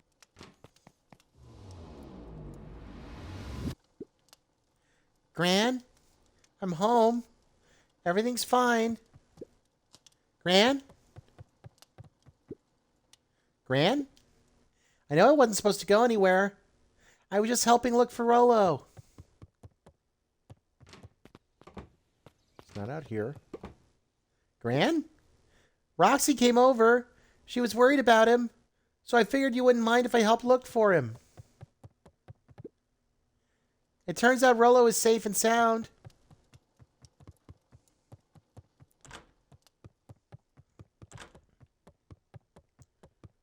Luca was alone. The house was empty.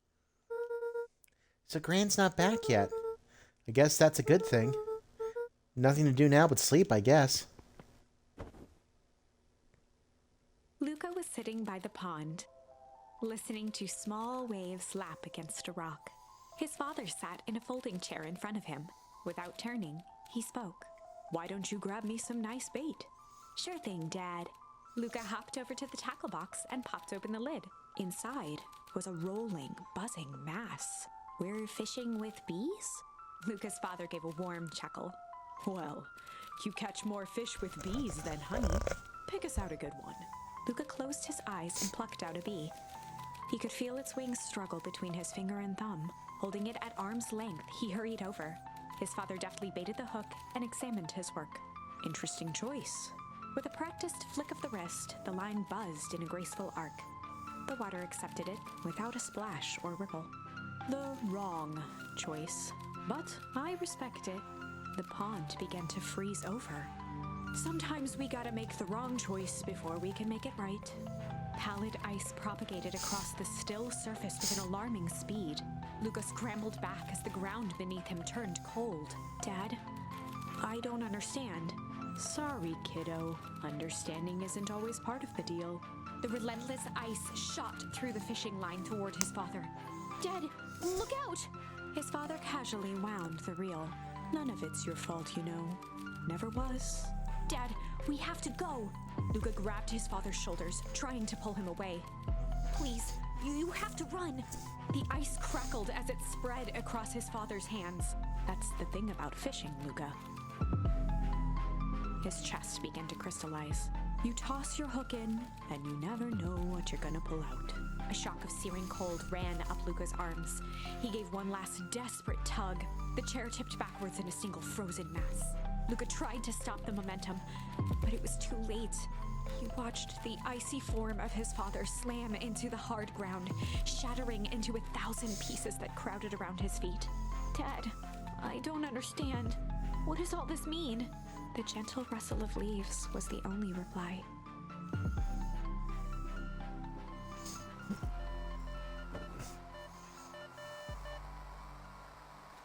Luca's eyes struggled to focus on the walkie-talkie. Rollo?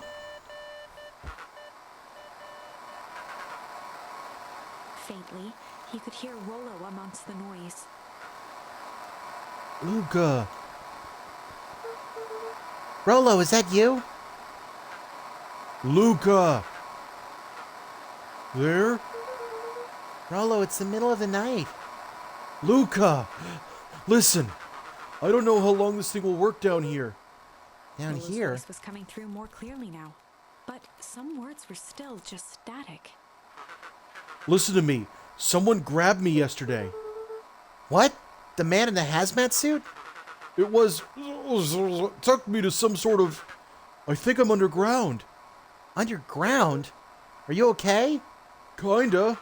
They seem more interested in... for now, at least. Mr. Kerr said you made it back home safe. Kerr? No. Trust... He's... Hold on. Someone's coming. The signal went silent. Rollo? Rollo, where are Luca you? held still, waiting for a response, his pounding heartbeat marking the passage of time. Okay, I think they're gone. Getting worse. I can barely hear you. Rollo's voice began to fade. Losing signal. Not much time. Mission control. You need to... the treehouse. The treehouse. The signal died for good. What was he trying to say about the treehouse? What is at the treehouse? The antenna! He wants me to use the antenna in the treehouse to get a better signal. Rollo, you're a genius. Luca grabbed the walkie-talkie and sprinted to the treehouse.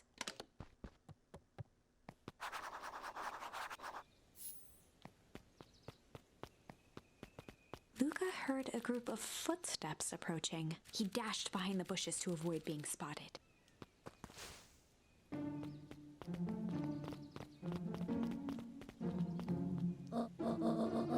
So, we all understand our roles. You can count on me. I still think we need more time. This wasn't the original plan. Mr. Tolliver paused, shifting his eyes to one side. We're all in danger now. I, for one, refuse to sit idly by while that danger persists. Hiram, you just keep your wits about you. Mr. Tolliver took one long, quiet breath. You're right. You can count on me. I just wish we could have made that deal with Eris Valentine. Her resources would have still come in handy. As I said, I had no time to contact her after your call this morning. Plans change. How is Luca holding up? He's fine. We shouldn't lose sight of the fact that this is all... I know very well what all of this is for. We have no choice. Operation Sparkplug has a new objective. Are we in agreement? The three shared a determined look. Good. We'll reconvene after the festival.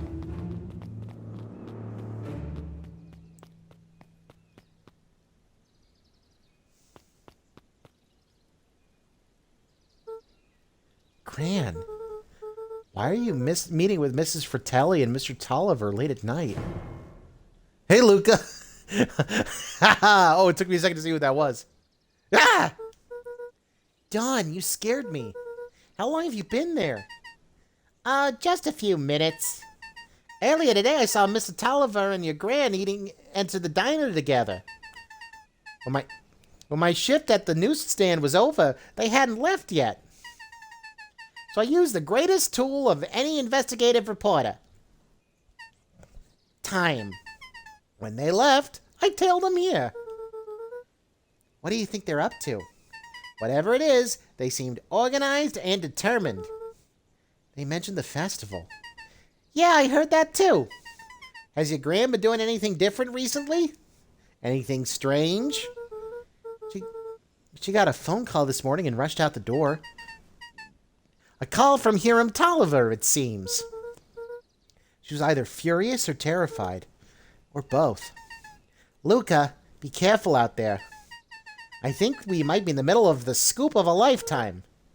I will. Aren't you coming out? Nah, I'm gonna stake out here for a bit longer. See ya, Luca.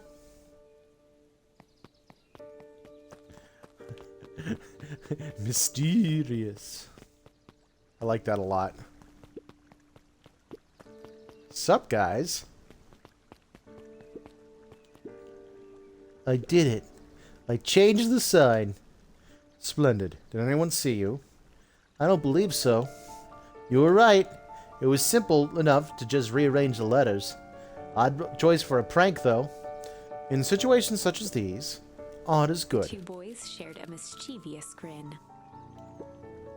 Can't wait for everyone to see the big reveal. It should be quite memorable. Let's make ourselves scarce for now. What sign got changed? Festival is the same? I'll have to check it out later. First, see if I got the thing. Oh, I got 2 of them. Luca wrapped some tape around the hook. Hey, you never know.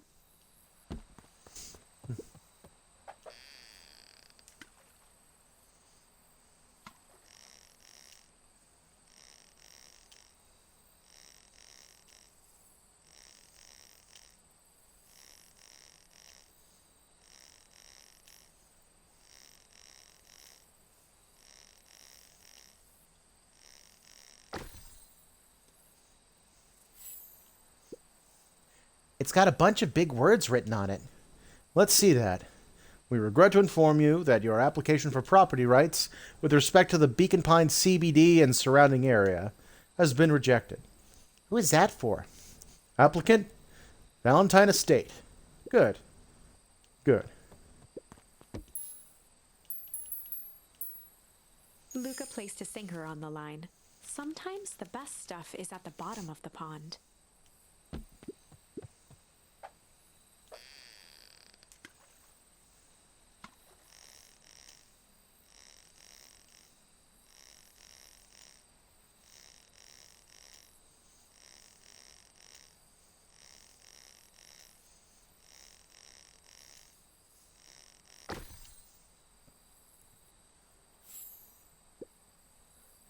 Malice 80 proof whiskey. A hard liquor for a hard man. Best leave that be. Takes a real piece of work to leave something like that lying around. Still stuff to find.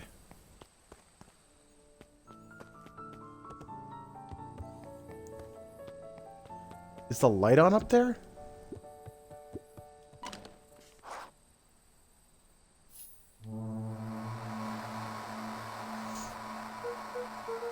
Rollo? Rollo, are you there? I'm at the treehouse now, Rollo. Mr. Kerr said you were all right. What happened out there? Dang it, Rollo, where are you?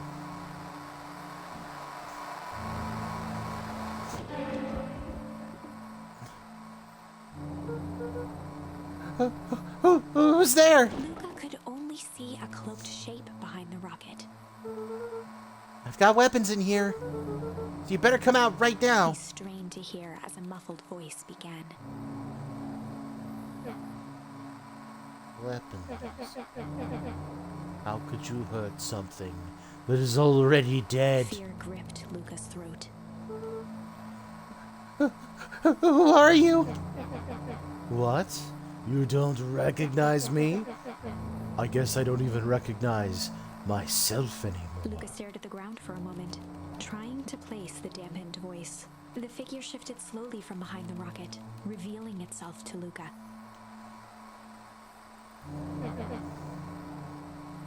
Oh, I'm a monster. And now they hunt me like the beast I am. Iggy? Luca reached over empathetically. Iggy's tone jolted to dejected anger. Don't touch me! This is all your Luca fault. slumped to the ground, overwhelmed by guilt. I'm so sorry. I didn't mean to. I lost control. So you couldn't control yourself for a second. And I get to be like this forever? There must be a way to fix this. Oh, you're gonna be my savior? Perfect little Luca saves the day. With his positive attitude and the power of friendship. None of this matters. There's no time. They're after me. They chased me all through Weep Wood. I only came in here to hide. Hide from who? Who's after you? Luca! Luca! Rollo? It's not safe! Luca! Rollo, where are you? The treehouse! I'm at the treehouse, Rollo. Where are you? No, Luca! The treehouse isn't safe! They said they were going to the treehouse! I was trying to tell you to stay away from the treehouse! Who said they were going to the treehouse? The clipboards! What did I tell ya? Those perennial harvest wackadoos are after me. They've been chasing me, yelling questions at me. What sort of questions? They were saying the same stuff they always do, but it's different now. Less asking, more threatening. We're gonna figure this out, Iggy. Yeah, well, thanks. Hello? Is anyone present in this arboreal domicile? Crap, they found me. Luca? What's happening? Don't panic. You stay here and I'll see what they want. Hello, Mr. Van Horn. We would love to hear your thoughts. Do you have time for an informal chat? We will be brief. Your time is valuable to us. Be down in just a second. Of course, of course, of course, of course. We have a problem. Luca, you gotta get out of there! Who's out there? Is it them? Yeah, it's the clipboards. A bunch of them. How many? Maybe all of them? And yeah, you were right. They're saying the same stuff, but with the creepy knob cranked to 10. Might young Iggy be present? We would love to hear his thoughts. Run! He slumped to his knees. I don't know what to do. I'm just so tired. Luca, what do we do? Luca grabbed the walkie-talkie and headed for the window. Follow my lead. Luca and Iggy climbed up the back of the treehouse to its roof, where Rollo had constructed his MCDC, What? the Mission Control Defense Cannon. From behind the crowd of clipboards, William Kerr strode forward, a warm smile on his face. Iggy, there you are. You gave us a heck of a scare. Go away. Just leave me alone. Oh, I'm sorry, Iggy, but no can do. Don't worry, though. We're here to help. Help? Then why were you chasing me? Luca, can you talk some sense into your pal here? Just look at him. He's not well. What's wrong with him? What did that gunk do to him? Well, that's a pretty honkin' big question, Luca. All you need to know is that he's sick. He's real sick, Luca. I just need you to let us up there and take care of him. You told me Rolo was okay, that he was back at his place resting. He is! Poor fella just got a little lost. That's a lie. That's a hurtful thing to say, Luca. I thought we were buddies. Why? Because he lets you ramble on like a wackadoo? Nobody likes you, you creep. Her smile faltered. Why don't you pop on down so we can have a face-to-face? Yelling like this is gonna give us all a heck of a sore throat. And who wants that? Luca's grip tightened on the MCDC. What did you do to Rolo, you liar? Well, shucks, Luca. The only teeny tiny fib I told you was that he was at home. He is resting, and he is perfectly safe. For now, at least. What happens to him next is up to you, Luca. Look around. You're in quite the pickle, and I am the only one in the whole wide world who can help you. You get to decide how this ends. Luca's mind raced. He was caught in a trap. What do you do when there's no hope? He wiped his cheeks with a sleeve. What are you gonna do, Luca?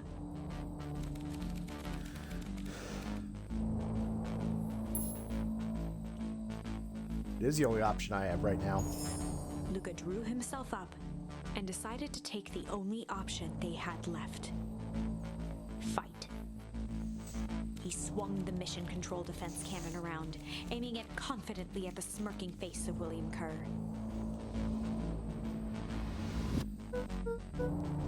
Hey, Mr. Kerr. Summoned his most insolent demeanor. Rolo sends his regards. Hey! That was uncalled for, more than a little rude, and just plain unsanitary. Luca, I really did think we were good pals. What a shame that it's come to this. Kerr turned his back on the two boys. End With a this. nonchalant wave of the hand, he made his exit. As the clipboards began to slowly advance on the treehouse, Luca looked to Iggy with resignation in his eyes. The end. That escalated quickly. Yeah, it did. Maybe discretion was the better part of valor here. Let's put a pin in this for now.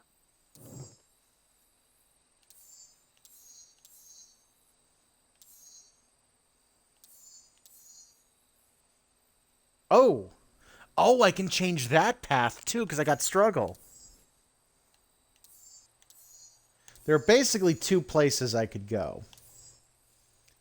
I could go back to the fight with the bully, or I could go to where, all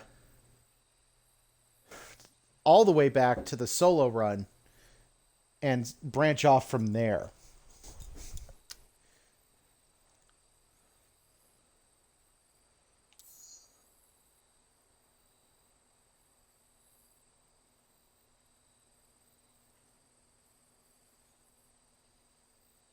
My instinct is to go back to the bully. I want to see what happens there.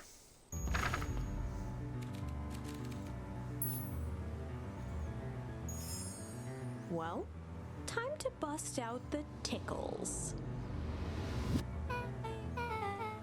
Hey, Tish, want to see something cool? Yup. Check it. Beck lunged forward and began to tickle under Tish's arms.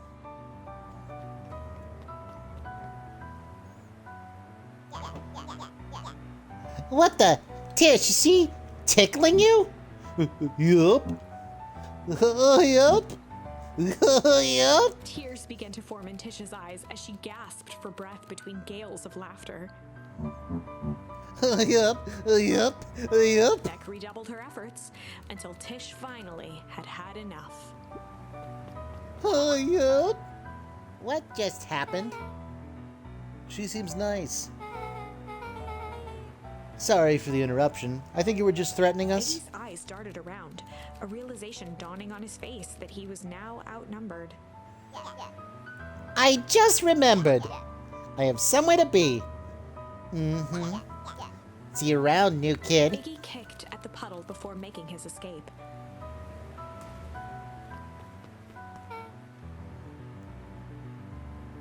Oh no. Whoa. What a little creep. Beck, and you got a little ooze in your Beck hair. shook the ooze out of her hair as best as she could. Is it bad?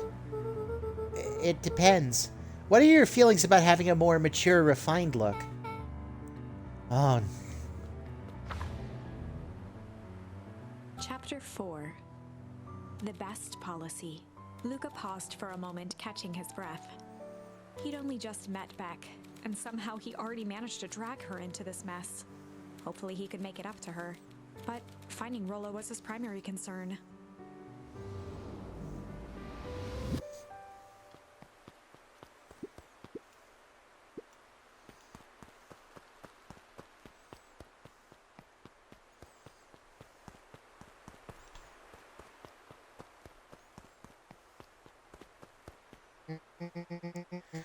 Luca, what the hell are you doing out here? And why did a kid with gray hair just run past us in a panic? Roxy and Fitz looked drained. It was clear they'd spent all day searching. That's Beck. I don't care who she is. What happened? We were just helping look for Rollo.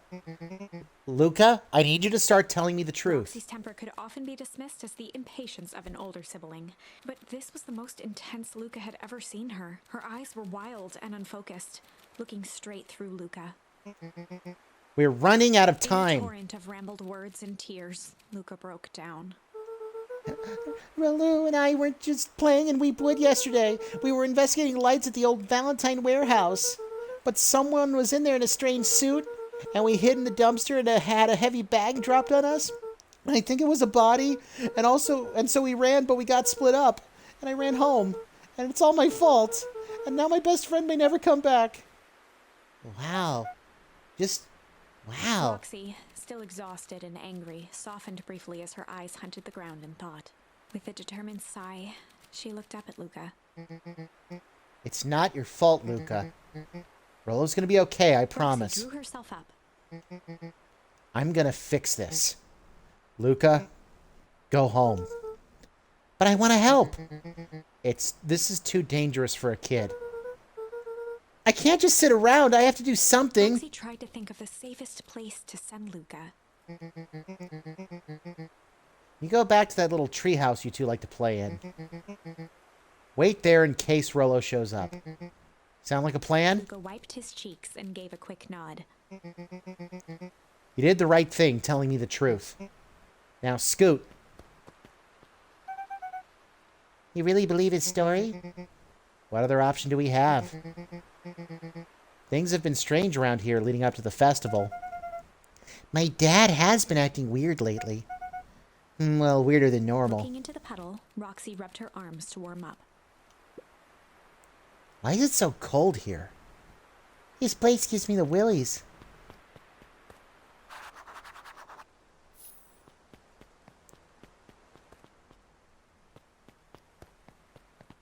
Mr. Nuncree jumped with a start. Whoa, don't sneak up on an old fella like that. Sorry. Who are you talking to? What? Luca motioned to the phone booth. Oh no. I was just checking because I thought I heard it ring. But the dang thing never does, of course. Yeah, I've never seen anyone use it, really. The whole thing's a waste of money, if you ask me. Any word from Rollo yet? Not yet. Long time for a boy to lose his way. Rollo knows those woods too well to get lost. I suppose you're right. Silly boy's antics have this whole town word sick. Antics? We all know Rollo likes to play his little pranks. You think this is a prank? What other possible explanation could there be? He's not playing a prank, and he didn't get lost. Someone took him. I know it. How would you know that? Unless, Luca, is there something else that you know? Mr. Nuncreed gently placed one of his substantial hands on Luca's shoulder. Dang it, boy, if there is something you know, something that could help your friend, you need to tell folks. Luca peered up at Mr. Nuncreed. Kind eyes warmed a stern face. There was a deeper emotion hiding beneath it all.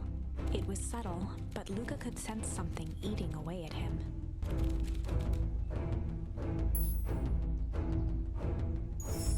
There was a shame lurking behind those eyes. A deep sadness. If Mr. Nuncreed was that worried about Rollo, maybe he could help.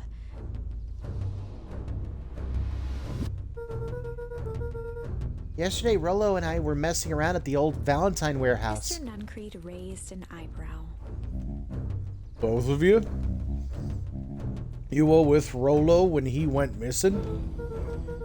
Not exactly. I was hiding in the dumpster. The dumpster? What were you doing in there? At first, we were just looking around. Then someone in a strange yellow suit came and dumped something on us. We both got scared and ran. That was the last I saw of him. You got scared by some garbage? Well, that's why you don't go skulking in someone's dumpster. And it wasn't garbage. I think it was a body. Sure it was just some trash. No, there was a name tag. It said Deep Engineering. Mr. Nuncreed's shoulders slumped. I wish you wouldn't have said that. A deep sigh bellowed from his chest. Why did you have to? I tried, Luca. I tried to keep you safe. Luca attempted to take a step back, but Nuncreed's hand clamped down on his shoulder. But you Van Horns just can't help yourselves, can you? We were all so close to being done with this. With a firm shove, Nuncreed manhandled Luca into the phone booth. What are you doing?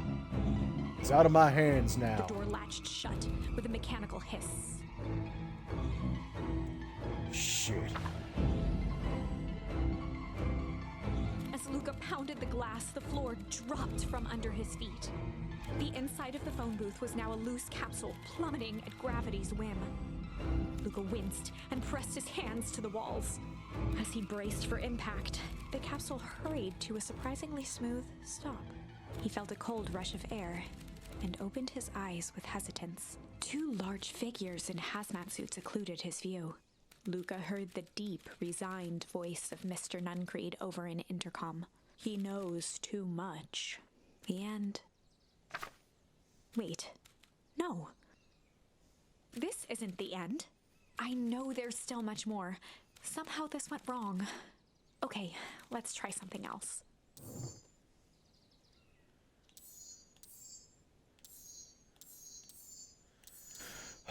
Wow, this is wild.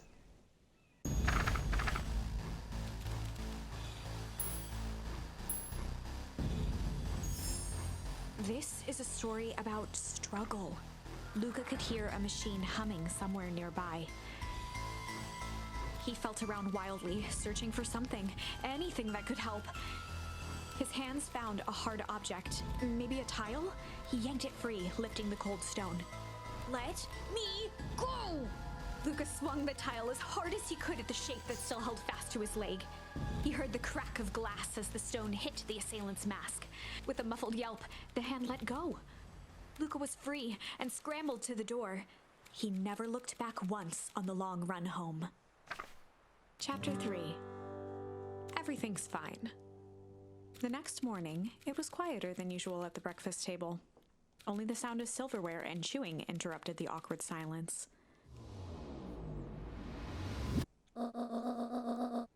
I finished jarring a mess of jam last night.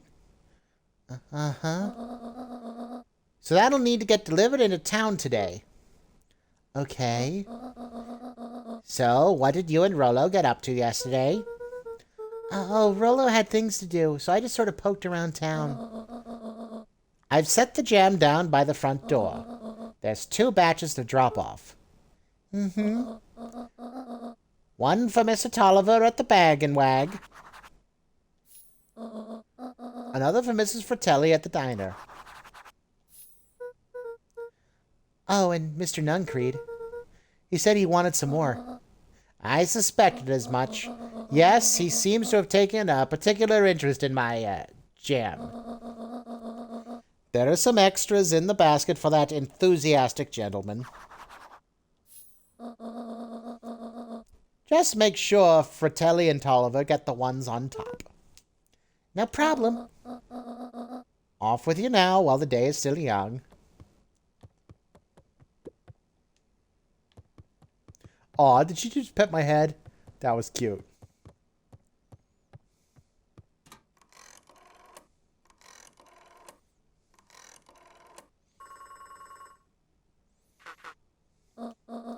Hello, it's Juniper Hartford. Before you hang up, just hear me out. I have a business proposition. The simple matter is, we both have the same problem that needs solving. Very well, we can meet tonight.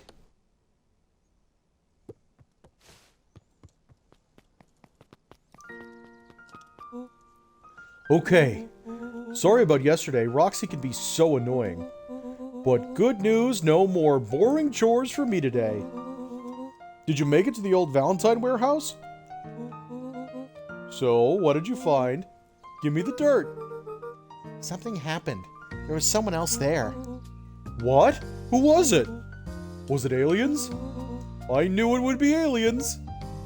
No. Zombies? No. Alien zombies? What else could it possibly be? Rollo, I'm gonna deliver these into town first. We can catch up later. Ooh, is it a whole thing? It sounds like a whole thing. Yeah, we shouldn't talk about it here. Meet me at the treehouse tonight. I'm not sure what this treehouse is that you speak of. Meet me at Mission Control. Roger that, Space Cadet.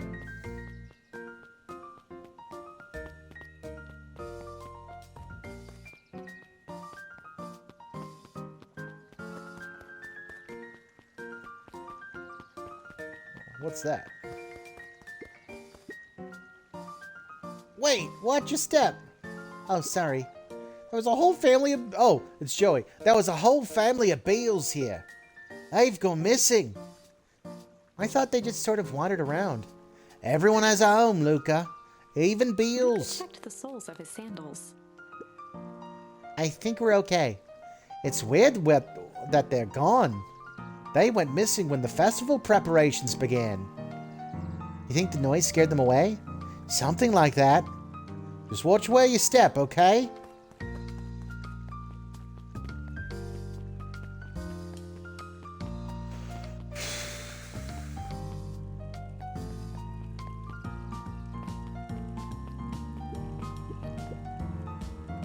Mr. Wilder, I trust you have time to chat. Eris Valentine, oldest of Sharper Valentine's children, and heir to the Valentine fortune, had a way of making questions seem like demands. Certainly. What seems to be the problem? Mr. Wilder had learned to assume that if he was hearing from Eris, it was because she had taken issue with something he had put in the paper. I couldn't help but notice that the front page of this morning's paper was consumed with stories about this silly festival. Well, yes, that is the news of the day. But there was no mention of the museum, nor the foundation through which it was endowed. I'm sorry, Miss Valentine. My readers are more so interested in the town's future, rather than any one family in particular. There was a time, Mr. Wilder, when the goings-on of my family was the only thing this town cared about. Well, things change, ma'am. And you know, change is dangerous. If you finish that thought, I will make that monocle a permanent fixture of your anatomy. My apologies. Good day, Miss Valentine. Did I give you the impression this conversation was finished? Mr. Wilder averted his gaze and began to polish his monocle.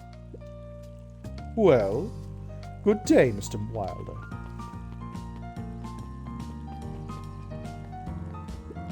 He seems like just the worst. Well, I'll go north first. Hey, Don. Hey, Luca. What's up? They got you on jam delivery, eh? Yep. Have you seen the new kid around yet? New kid? Yeah, came in from the big city. Her parents both got jobs here. But get this, one of them is working for William Kerr in Perennial Harvest, and the other is working for Eris Valentine. And the Valentines represent Beacon Pines. Sorry, let me get that again. The Valentines represent Beacon Pines' past.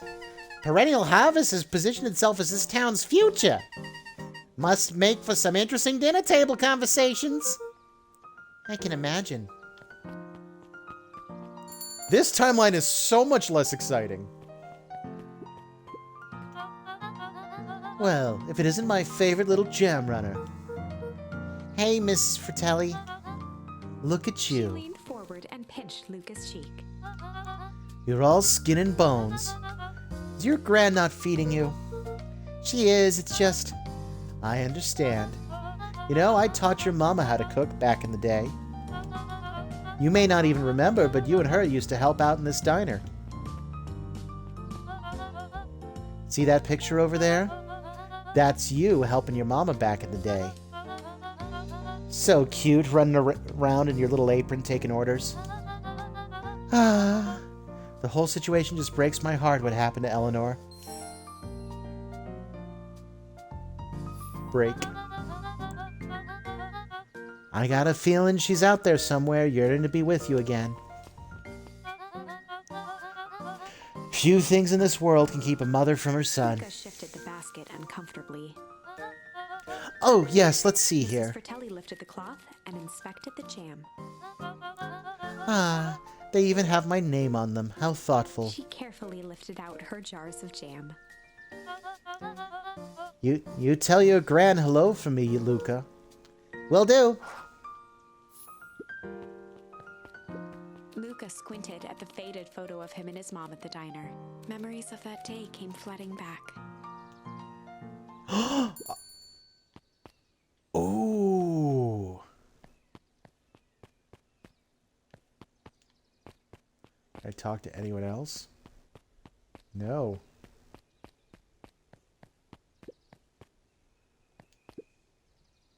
I'm ready to help, Mama. All right, little buckaroo. It's time for us to feed these folks while Mrs. Fratelli is away. I've got to deal with the inventory before I can start cooking. You think you can handle taking some orders in the meantime? Yes, Mama. Hiya, Roxy. Luca. I'm helping. Wow, hopefully your work ethic will rub off on Rolo. What can I get you? I'm not really feeling like a burger. How about a chicken sandwich with bacon on top? Coming right up.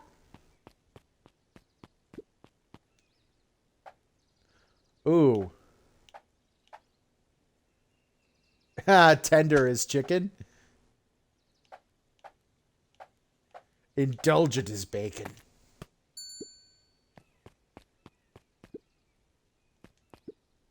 Here you go. I call it the Love Me Tenders. Nice.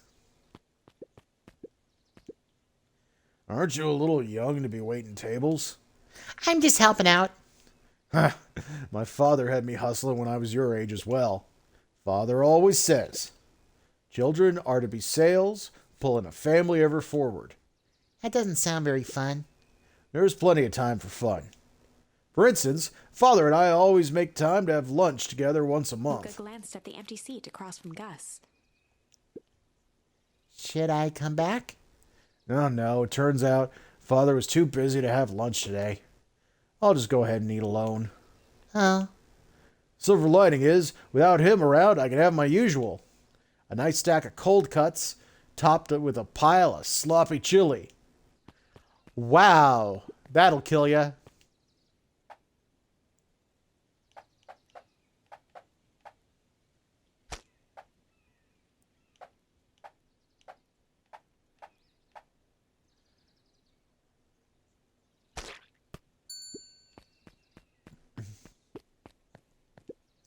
Here you are. Cold cuts with steaming hot chili on top. I call it the hot and cold. That's perfect, thank you.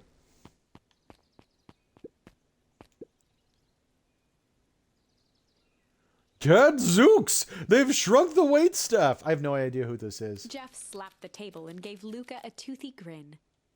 Oh no. Oh, I know what voice to do. How's your pops doing? He's been pretty busy these days. I know the feeling. Tell him that fishing rod he ordered should be ready next week, will ya? Sure thing. I've been in the mood for something sweet. You got a burger that can satisfy a sweet tooth? A sweet burger? Yeah, and top it off with some grilled cactus. Grilled cactus? The heart wants what it wants.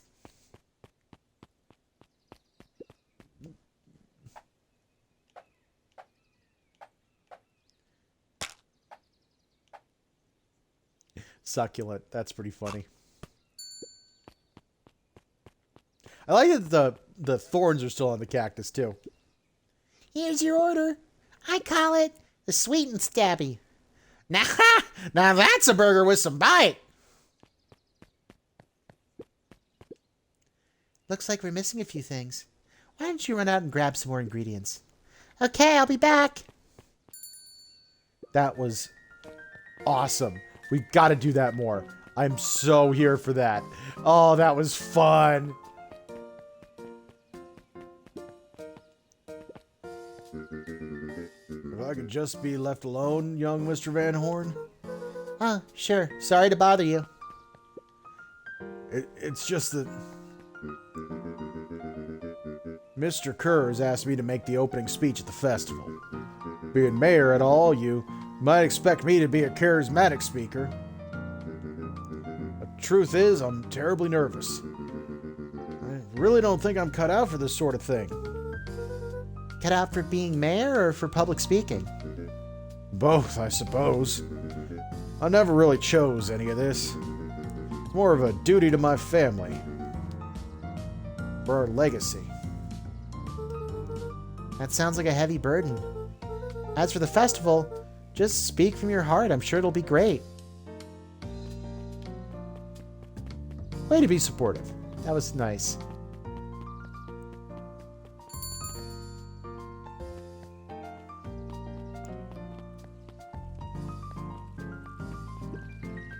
Oh. Anger from the past, mistakes not yet made, and a glimmering hope for the future. He carried them all in equal parts everywhere he went. Oh, heavens, what a burden to bear.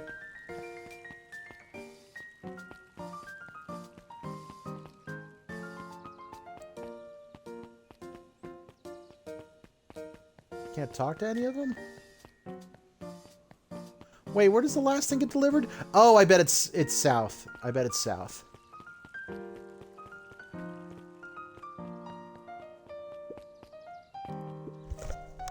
How do you keep the ice cream cold? We keep them on ice. Where do you get the ice from? I don't know, somewhere cold. How do they keep somewhere cold cold? Look, Bert, you want some ice cream or not? Nah, I'm good. Huddled at his counter, Hiram Tolliver was meticulously shining apples. More accurately, Hiram Tolliver was meticulously shining one apple. Hello? With a yelp, Mr. Tolliver fumbled the apple, flailing at the air as it fell. Oh, sorry. No bother, no bother. He leaned forward and lowered his voice. I see you have something for me? Yeah, Gran had some jam I'm supposed to give He you. leaned in a bit further. Jam? Yeah, these ones on top. Did you write your name on Mr. them? Tolliver leaned back, speaking loud enough for anyone to hear. Ah, yes! The jam! Thank you so much for delivering this jam to He me. reached forward and snapped up the jars of jam, giving Luca a little wink. I shall put it on my store shelves post haste. Okay, I should finish my deliveries. Of course. Of course. Leaned in for a final whisper. Of course. That was fun.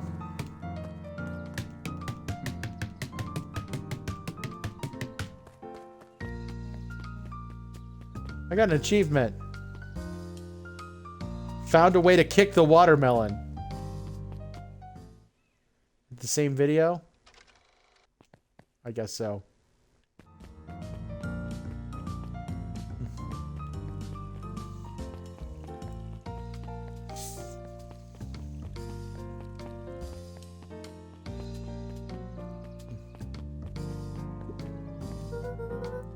Got some jam for you, Mr. Nuncreed. Luca, you seem chipper.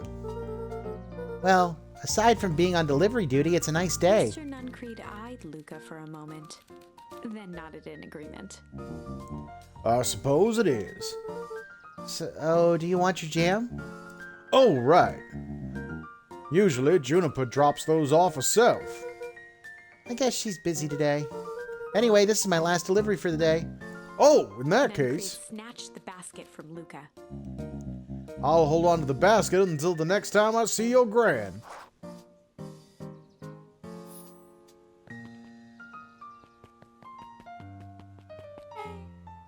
Hey, you. Anchovies or pineapple? What? Don't think. Just answer. Pineapple. Why? How old are you? 12. Perfect. Follow me. Who are you? Anyone tell you you ask too many questions? Just try to keep up, okay? What just happened? Well...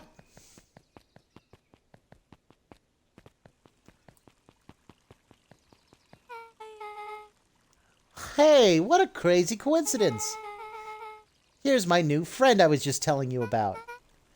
Oh, that's wonderful. Yup, we just hit it off. Oh, really? Get this, his favorite pizza topping in the whole world is pineapple. And what is your new little friend's Beck name? locked eyes with Luca. The look on her face was equal parts expectant and desperate. Luca Van Horn. Nice to meet you. I'm Nellie, and this is Ilana. We're Beck's parents. Beck gave Luca a quick nudge. Oh, yeah, Beck told me all about you. Already feels like we've known each other for years. So you can both stop obsessing about me making friends. Oh, darling, we never doubted you. It's just that for children with fewer than 5 close friends, the probability of a stunted development doubles. Well, 1 down, 4 to go, I guess. What Nellie means is that we just want this move to be as easy on you as possible. You can relax. A friend has been friended. This calls for a celebration. Luca, you must join us for dinner tonight. Dinner? Wow, another coincidence. I actually already asked him and he said he would love to. It's just wonderful. In that case, we should pick up some groceries. You two don't get into too much trouble now.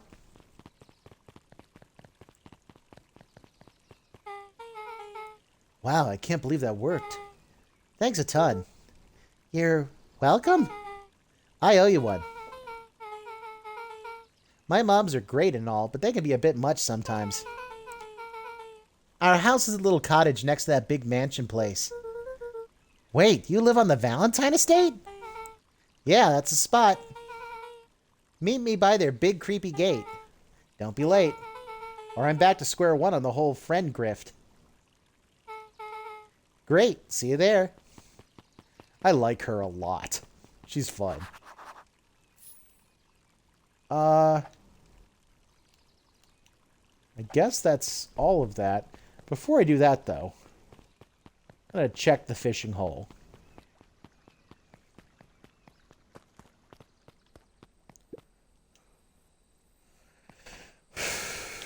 Anything new? Nope. Luca gently baited for skimming.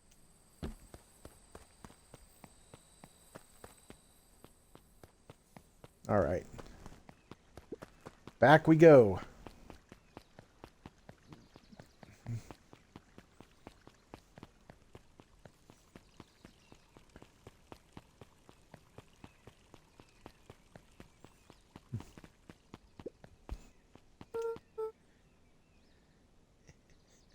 I love that smile so much.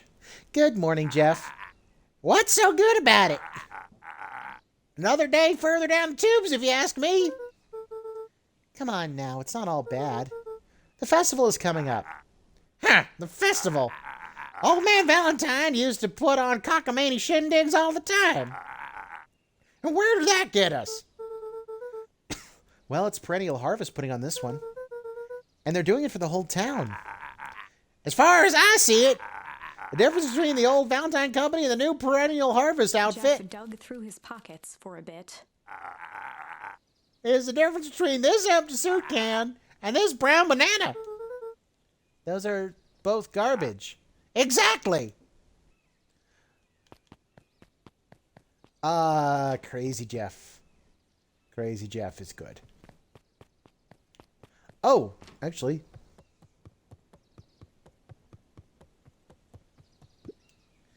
Hey, Jace. Oh, hey, Luca. Have you seen this new issue of Hank Atomic? Not yet. No spoilers, please. It's awesome. It's a flashback. No spoilers, please.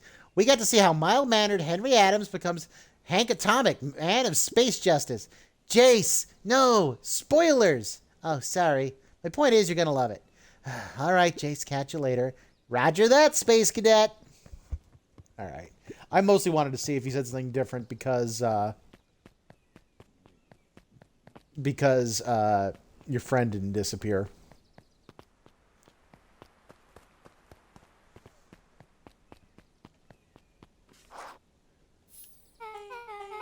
So who all lives in that house?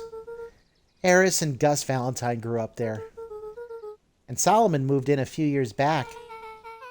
The creepy little kid in the vest? That sounds like the one. So just 3 people live in that huge thing?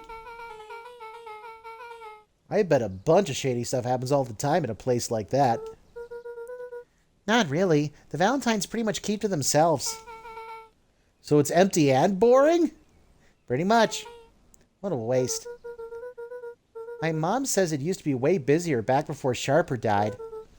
Before the foul harvest. Okay, that's like the 5th time someone mentioned this foul harvest thing. And you all use that same ominous tone. Eventually you're going to explain to me how that harvest got all fouled up. But we can't keep my parents waiting anymore. This way.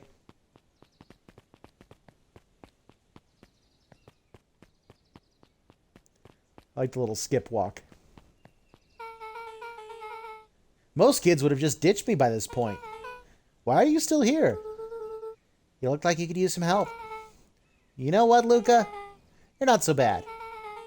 Let's get through this as simply as possible. Just eat, smile, and nod. Fun. Great. Whatever you do, don't bring up their work. I think I can handle that. Took a long breath, then gave a firm nod. Here goes nothing. Chapter 4. Dinner with the Moodwills. I could be wrong. I don't think there was a choice in Ilona there. Moodwill was worried about change. A gardener at heart, she understood the necessity of change, relied on it even. But there was a difference between the controlled world of her plants and this cluttered cottage in a strange town. Almost done. Nellie was a blur of activity, digging through boxes. Sorry, love, couldn't find the dishes. We'll have to make do with paper plates. Dinner went by without much conversation. As she watched Beck and Luca finish up their pizza, Ilona let herself relax into the chair. The things she cared about were still here. Nellie finally had the job of her dreams. Beck was beginning to take root. Ilona's task was simply to tend to them. She could do that.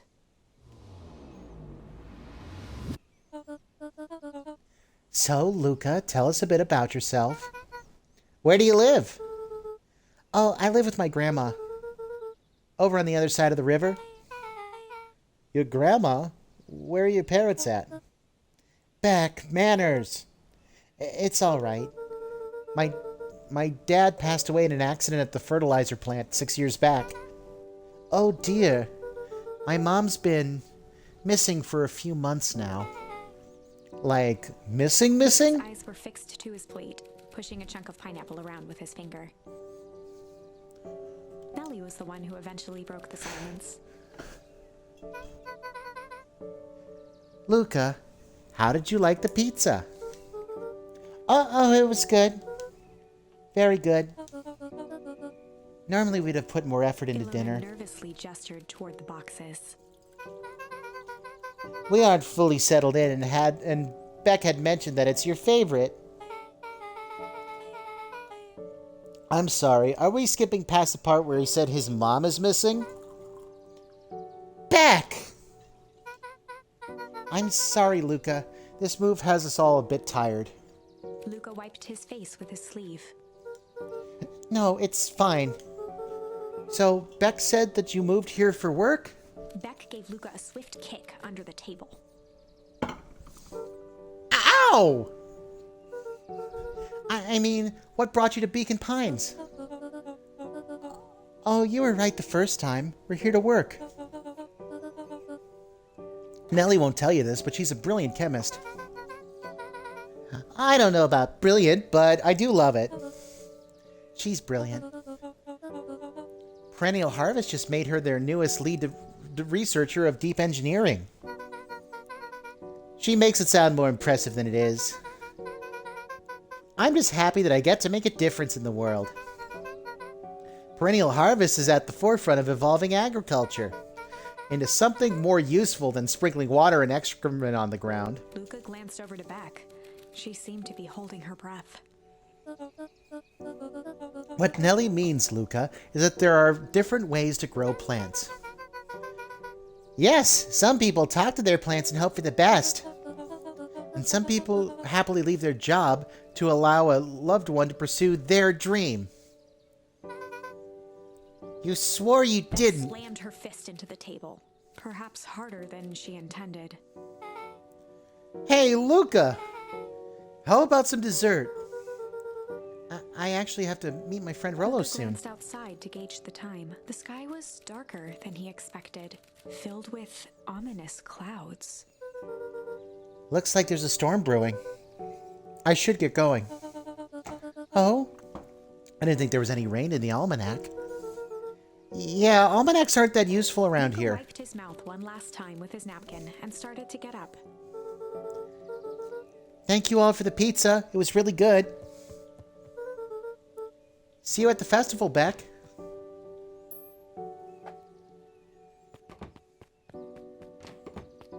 Wait up. I'll walk you home. Surprised, Luca turned around. He knew Rollo could be prickly around new people. But Beck seemed cool. Rollo would warm up to her eventually. Probably.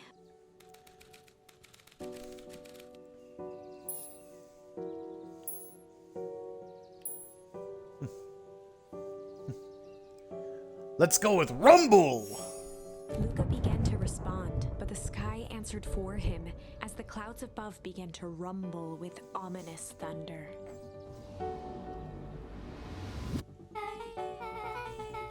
You sure we can make it home before the storm kicks Luca off? surveyed the roiling clouds. I'd say the odds are good. Maybe you should stay here and I'll just make a break for it. At that moment, the heavens opened up, unleashing torrential rain. Care to recalculate those odds? Hurry inside, you two, before you catch cold.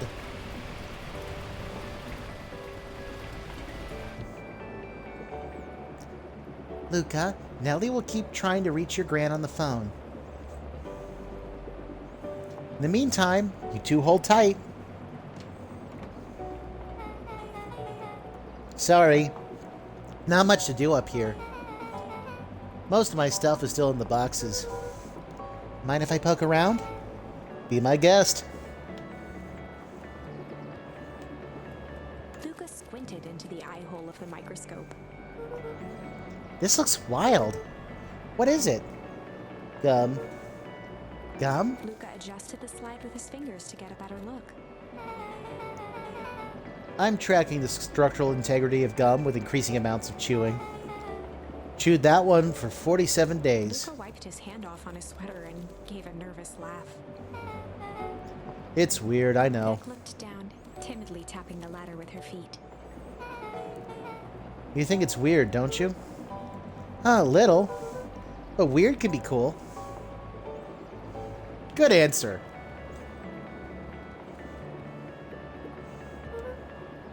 Oh, wow. Rollo and I have a radio just like this at the treehouse. Probably not exactly like this one. My mom and I tore the whole thing down to the bolts. Fitted it with some state-of-the-art vacuum tubes. She seems pretty awesome. She gets carried away sometimes. I think she feels guilty for working too much. So when she does have time for me, she showers me with high-tech overcompensation. Flicked at one of the toggles. I bet you can get all sorts of stations on this. Not out here in the boonies. You wouldn't believe the stuff I could pick up back in the city. But around here, it's all farm reports and static. Ah, shucks. Luca bent down to examine the bouquet of wilting flowers. Judging by the odor, they were well past their prime.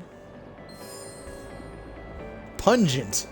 He flipped Ooh, open the that'll be attached fun. card. Happy trails from Coach Walker and all the Fairview Condors. Boy, you weren't kidding about poking around, huh? Oh, sorry. Was this from your old school? The most recent one, yeah. Some schools gave me going away cards. Some did flowers. When they're really trying to feel good about themselves, they do both. So you've moved a lot. Yeah, that's the thing with having a brilliant parent. There's always a better job somewhere else. These flowers would last longer if you put them in some water. That's the sort of thing I would do if I cared. Well, you cared enough to keep them is all. Luca, can I ask you something? Of course. Dang, didn't that hurt? I'll be honest. That hurt more than I expected. Well, at least you look cool doing it. Beck took a moment to watch the rivulets of water running down the window. Do you ever feel alone? Like, even when people are around? Well, Rollo can be pretty absent-minded sometimes. I'm serious. Does it ever feel like your family doesn't care what you want? Didn't used to feel that way. I know Gran loves me, but sometimes when she looks at me, it's like she's looking at a problem. Luca took a deep breath, exhaling slowly. I know the feeling. How do you deal with that?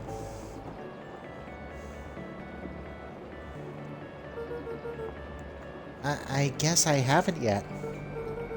But one thing my dad told me when I was little, don't hold a grudge, especially against yourself.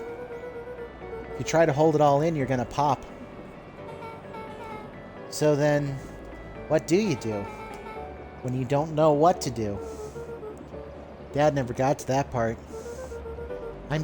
Something I figured out on my own, though. You gotta do something.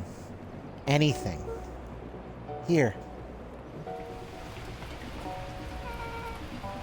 What are you doing? I don't know. Something. We're gonna register our complaints with the storm. Listen here, you miserable universe! Stop jerking me around!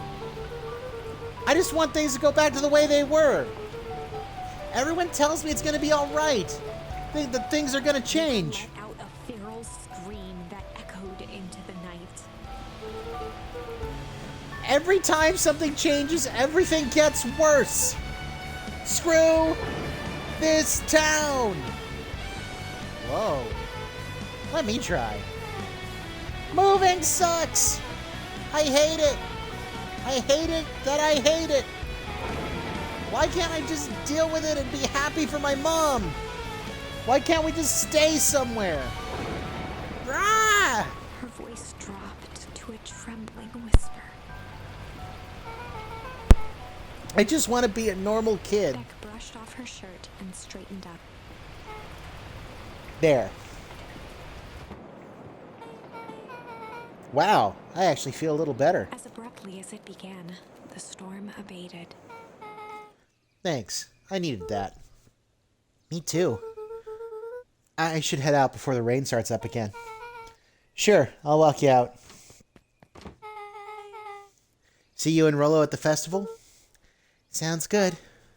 Luca. Don't let the universe jerk you around. Beck gave Luca a light thump on the arm before heading in. Chapter 5. Oh, I think this is the first time I got to chapter 5. Friendly feud. The air was heavy with the hard rain's residue. The smell of wet things. Despite his dreary surroundings, Luca felt at peace. He'd never shared those details about his dad with anyone. Not even Rollo. But it's not like this changed anything. Rollo was still his best friend. Adding Beck to the group would help balance things out. Everything's better in threes. This is what Luca told himself as he headed to the treehouse.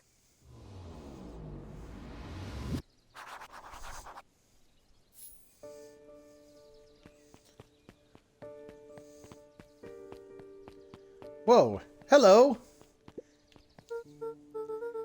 Hey, Don, tracking down a lead? You bet. I heard a juicy new rumor.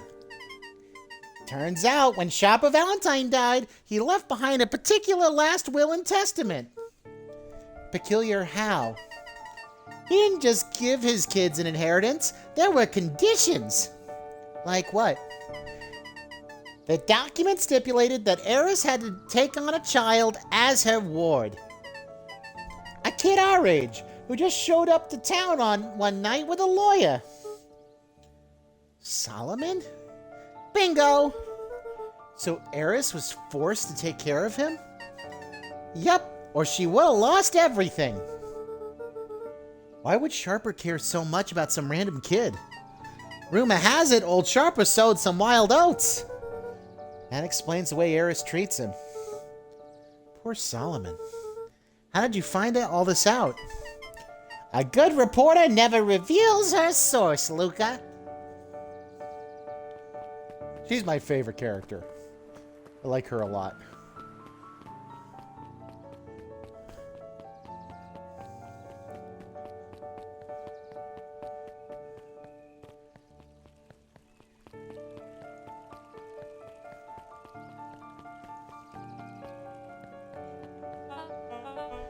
Excuse me, what are you doing?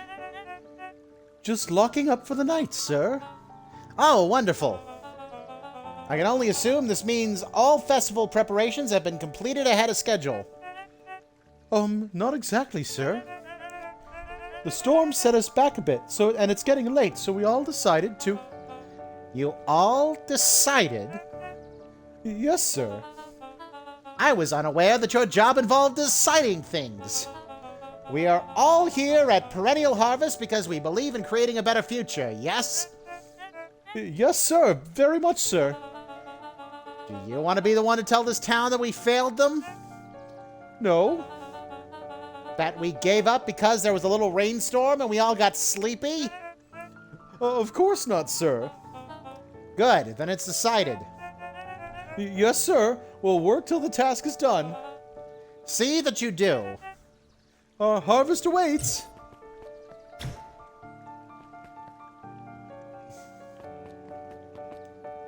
Man, real slave driver.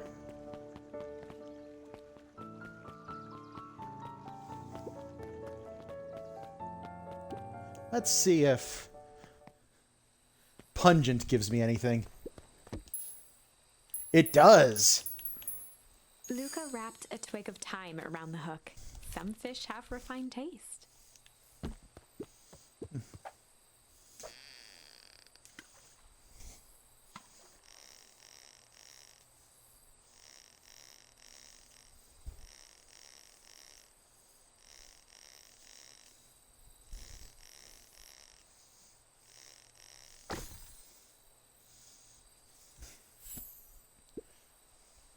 Property of Sharper Valentine. Figures. If he had his way, property of Sharper Valentine would be written on everything in this town. Should we give it back to him? He may never not even want it back. The man's got a contentious relationship with time. We'll keep it here in case he ever wants to pick it up. All right, sounds like there's still a little more bait.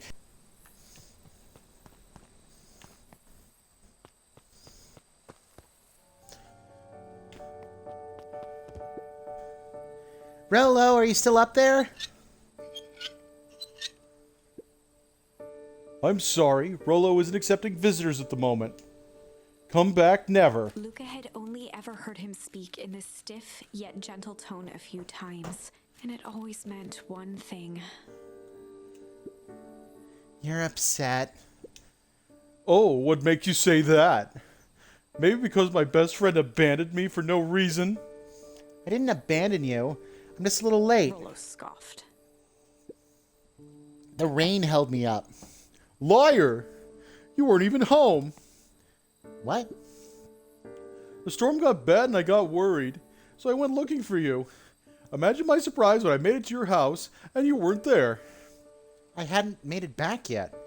I'm not a fool, Luca. It doesn't take all day to deliver some jam. No, that storm rolled up in out of nowhere. I got stuck after dinner at Beck's. Luca stumbled on his words, knowing he'd said too much. Beck? Dinner? What the heck is a Beck? She's a new kid in town. She's actually kind of cool. You'd like her. She needed help convincing her parents that she'd made new friends. New friends? I spent all day waiting for you, and you were off making new friends? It's not like that, Rolo.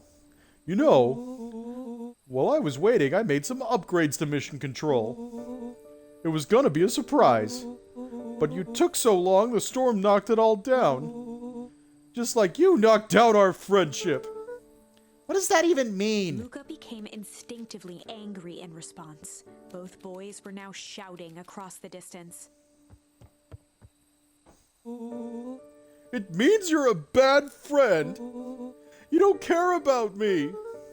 Of course I care, you ass. I knew I'd get in trouble waiting so late for you, but I kept my word, 'cause that's what friends do. Oh, wow, what a noble sacrifice you made. Easy for you to say. Your gran doesn't even care. You can stay out as long as you want, and you wouldn't even get in trouble. Seriously? You're acting like I chose this? If that's what you think, then maybe you're the bad friend. His tone changed to a calm, yet more intense anger. Maybe Pa's right. Storms bring more than water. This one brought out the real Luca. Stop quoting your pa's nonsense like it means anything. Yeah, well, at least my pa's still around. The words hung in the cold night air. Rolo's stomach dropped, knowing he'd crossed a line. But it was too late. Luca, Good night, Rolo. Dang it.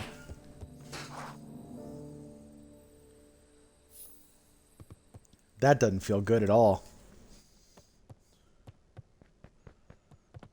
Is there anything to check out in the room right now? Luca dug through his old stuff, not even sure what he was looking for.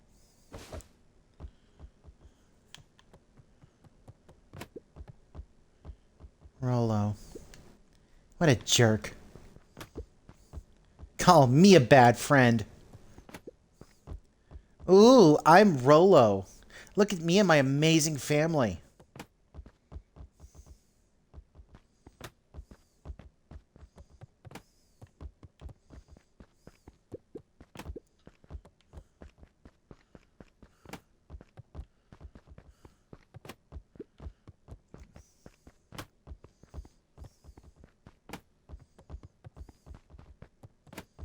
All right.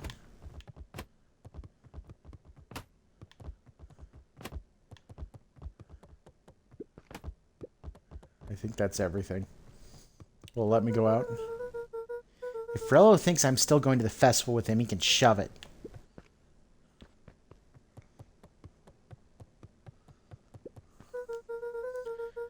I guess I'm just never supposed to make new friends.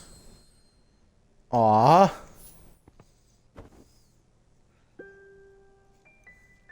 Luca? Gran cooed gently from the hallway. You slept straight through breakfast. Luca, are you alright? I'm fine. Just don't feel like getting up yet. Okay, I'll leave this oatmeal by the door. I've got to run out and take care of some things. Okay. I'll be back later to check in. Sure. Luca just wanted to be alone. He waited to hear the sound of the front door closing.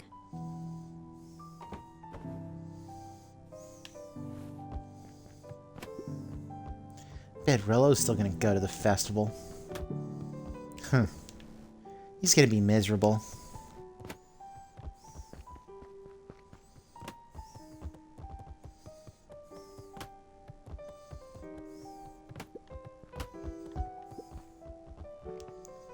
Luca dozed off again. Luca, I see you didn't eat your oatmeal. Wasn't hungry. Well, just in case you get hungry, I'll leave a sandwich here too. Thanks. Rollo came by. What did he say? He wanted to talk to you. What did you say? I told him you weren't feeling well. Good. So, your plan is just sit in your room all day? Pretty much. Well, I need to pop away again for a minute. If you decide to end your pity party and go outside, I think it'd do you some good. Noted. Luca still couldn't bring himself to go out. Besides, if he ran into Rollo, he'd have to actually confront the situation. There's never anything interesting at the festival anyway.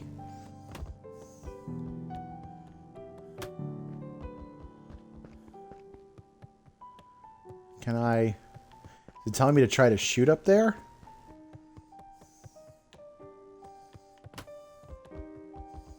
I think so. It's going to be a tricky shot to line up. There we go. The Adventures of Hank Atomic. The complete first volume. Luca carefully opened the cover and began to read. Rollo had received it for his birthday. A special hardcover edition with behind-the-scenes commentary and bonus art. Rollo cherished it, but asked that Luca keep it at his house. Luca wasn't sure if it was because Rollo didn't trust himself with it, didn't trust his sister around it, or just wanted an excuse to come hang out at Luca's more often. Whatever the reason, Luca didn't mind. But it had stayed right there where Rollo had stashed it ever since. Now, at the foot of his bed, Luca lost himself in the pages. He'd read it all before, but at this moment, it somehow felt sentimental. He was well into issue number 5 when he heard soft footsteps from the hallway. Luca? Another little friend came to see you. A girl named Beck Modwill? She said you met yesterday? What did she say? Is she here? She was just dropping by. I told her you weren't taking visitors today. Oh. She seems nice. Yeah. You had a fight with Rollo, didn't you? Can I come in? Maybe later. All right, then. I'll leave dinner on the kitchen table, in case you want a bite before bedtime. Without realizing it, Luca had pouted away the entire afternoon. He once again felt the weight of it all, and allowed his weary eyes to close. Luca stood in a vast black expanse. He looked up at his father standing beside him. Walt was working a straw at the bottom of a fountain glass, trying to collect the last bits of milkshake. Dad, where are we? Taking a final loud gurgling sip, his father peered up from the glass. He jangled the straw playfully with a warm smile. then lifted the empty glass as if to point into the darkness. The source? Luca's eyes followed his father's gesture. In an instant, he was sitting in front of a blazing campfire. Across from him sat a large figure in a yellow hazmat suit. The figure's voice was a scratchy echo. Well, if it isn't the man of the hour, make yourself comfortable. Luca held his shivering hands over the flame to warm himself. It doesn't work that way here. Their yellow-gloved hand pointed to the base of the flame. It's a cold flame. See? Luca peered at the base of the fire. It wasn't wood that was burning. It was Beacon Pines itself. Tiny buildings, freezing and crumbling as they were consumed by flame. Luca could see small shadows moving in the burning city. People. Luca leapt to his feet. We've got to help them! The figure gave a dismissive wave of their hand. Why waste energy helping people who can't even help themselves? The figure bent down to examine the panicked crowd as they desperately tried to stop the flames. They only care about what's right in front of them. Not like us. Luca's voice was a trembling whisper. Us? The figure slowly stood up, grabbing its helmet with both hands. With a jolt and a twist, the suit emitted a gasp. A cloud of torpid mist escaped, slowly revealing the face within. Luca's own face looked back at him. Older, worn, distant. The sensation was oddly familiar, as if he'd caught his own reflection by surprise in the mirror. The doppelganger smiled. I tried to help once. He gestured towards his face, and all it got me was this. Luca staggered back. You aren't me. Luca felt a hand catch his shoulder. His father was there again, beside him. Every choice sets us on a path. This is the end of one of your paths, son. Luca watched his older self shake its head ruefully, its face twisting into a cruel grin. Well, Dad, if you wanted him to see this, far be it from me to disappoint. Luca watched in shock as the figure took a confident step forward and plunged into the flames in a flash of cold light. What does all of this mean? Luca felt a reassuring squeeze on his shoulder. Just remember, why we choose matters just as much as what we choose. Luca woke up to see a hazy figure at the foot of his bed, silhouetted in the morning sun. Mom? No, dear. It's only Gran. Luca rubbed his eyes. The kind, concerned face of his Gran came into focus. How are you feeling? Fine. Anything you want to talk about? I don't feel like talking. That's just as well. How about you sit there and listen a bit? Whatever you and Rollo fought about doesn't matter. But Gran silenced Luca with a gentle pat on the leg. Fights between friends happen. What was said doesn't matter. The important thing is that it's not the last thing you ever say to each other. But he said stuff about Dad. Well, do you think he meant it? No. He was just mad. And did you mean any of the things you said to him? No. Good. One must appreciate friends in their best moments and accept them in their worst. Yay, I got accept. Now get your little butt out of bed. The festival's today. You don't want to miss that, do you? I guess not. Seems like a good opportunity to make amends with Rollo, doesn't it? Luca gave a reluctant nod. So buy him a corn dog and apologize. But he's the one that... What did I just say? Buy him a corn dog. That's a good boy. Everything's better with corn dogs. I need to get going now. Got some last-minute festival business to take care of. I'll come find you at the fountain a little after lunch. All right. I love you, Luca. Love you too. Luca took a deep breath. Okay. Chapter 6. I've made it to chapter 6. Through thick and thin. Despite Luca's bitterness, Gran was right. He needed to hash things out with Rollo. A big fight changes the nature of a friendship.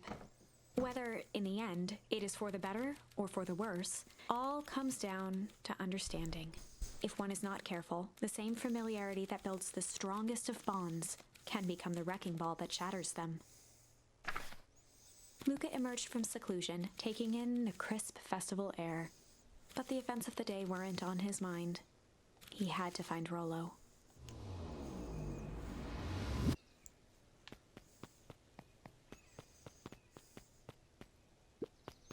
There you are!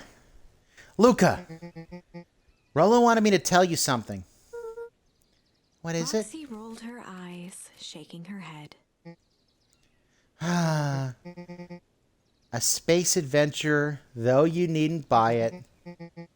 If ye be brave, go somewhere quiet. Roxy, I don't...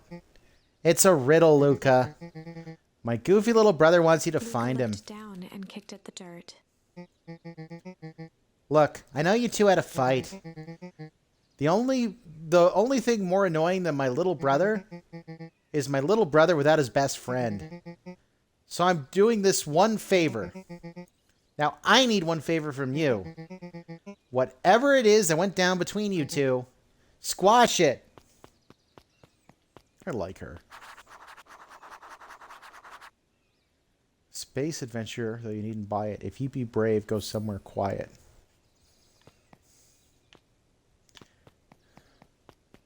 There are a couple options. I'm going to go to the one I want to get to first. Is it... Yeah, I can still get back here. First, I need to check to see if I've unlocked any more fishing stuff with what I just got. Nope, I didn't. Luca gently baited it. Good for skin.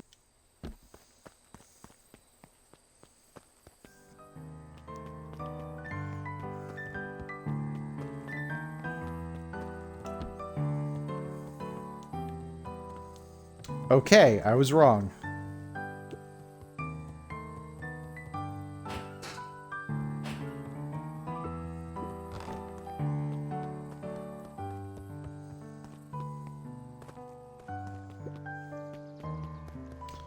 Well, let's head to the number 2 option.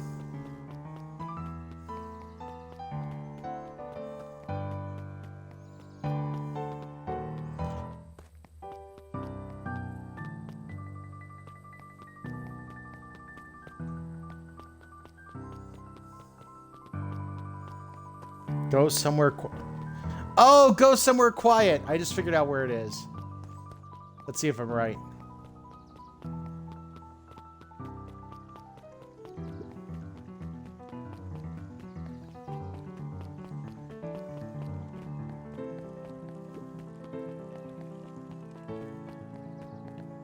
Oops.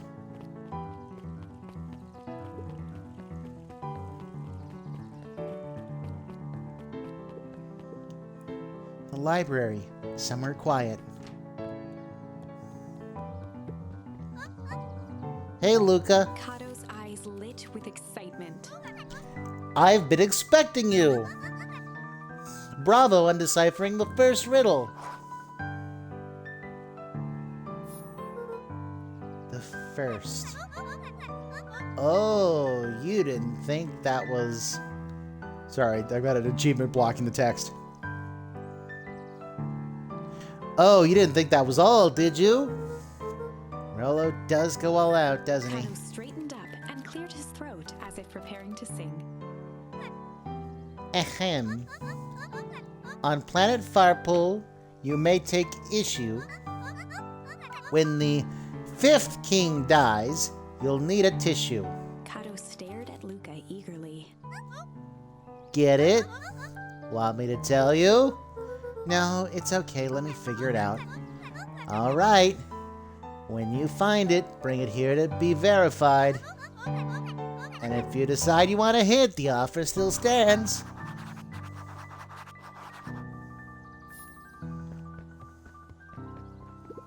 Luca grabbed The Adventures of Hank Atomic, issue number 4, from the shelf.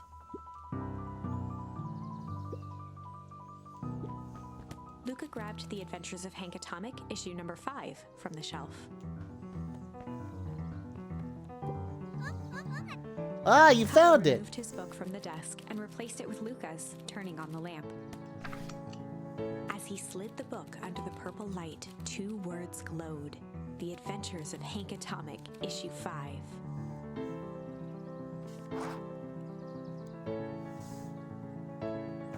Luca clicked his tongue with recognition. Rollo's cipher pen. He used to write secret messages everywhere with that. And only I had the special flashlight needed to reveal it. But I lost it. Well, apparently he traded Jeff for this purple light bulb. Parted with his entire Halloween candy stash. Oh, Rollo. Now let's see here. Cutter began flipping through the pages, stopping when he hit a glowing word. Get away with such a grift. Continued flipping.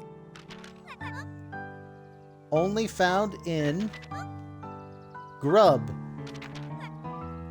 Cart. Reaching the end of the book, Kato looked up. That's it. Grift in Grub Cart?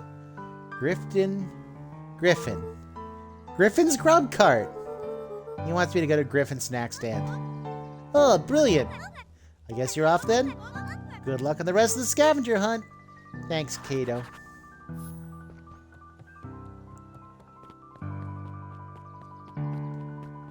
Man, this has been so wholesome lately. And I'm going to keep it that way for now. I'm just a friend trying to find his friend and make up for some stuff. And nothing crazy is going on in town at all.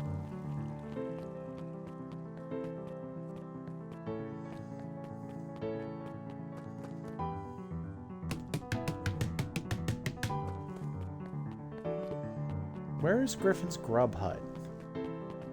Which is that?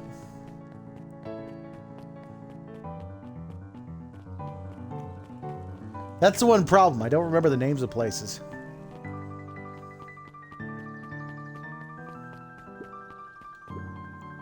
Hiya, Luca.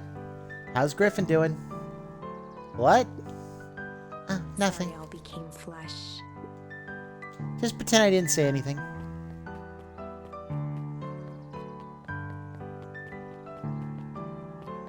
Wait, what?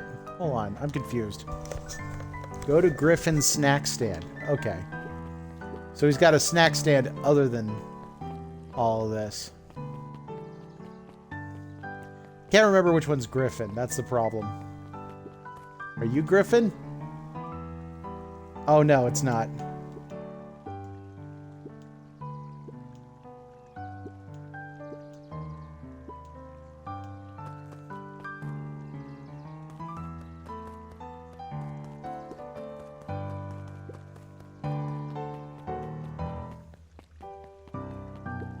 Jeff was staring into the distance with a wistful look. Hey, Jeff, everything all right? Huh? Yeah, everything's fine. I mean, used to be fine. Just ain't right these days, you know? I really do, Jeff actually. turned to Luca with a furrowed brow, then gave an understanding nod. You do, don't you? For a moment, the two now shared that same wistful gaze. Which one's Griffin? Feels so weird that I'm doing all this.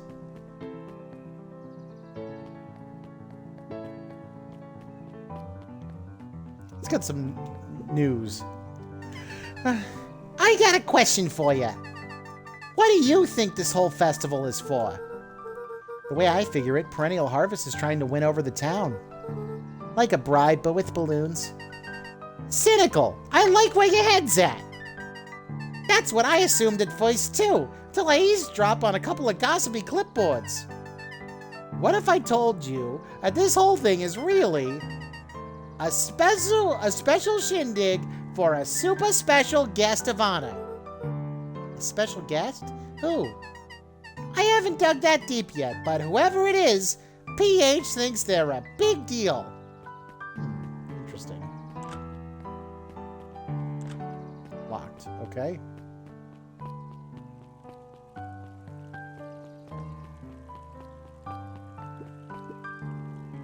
Piper, you're actually taking a break from studying. I wanted to see what all the festival fuss is about. But I can't help but notice. You still brought your backpack full of books. Luca, backpacks can carry a lot more than just books. True, true. So what you got in there? Books. Wait, was that Griffin and I just left it? It was! Ah, crap. Hey, Griffin. Did Rollo Before come? Luca could finish his sentence, Griffin handed him a corn dog. Oh, that's it? Bought and paid for. Enjoy. I thought there was supposed to be a riddle or Luca something. shrugged, taking a sizable bite out of the corn dog.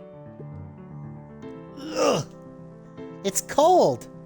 Oh, yeah, it's been sitting there for a while. Rollo wanted me to be sure to give you that one specifically. Well, that's Luca just... tongued at his cheeks, feeling something rough between his teeth.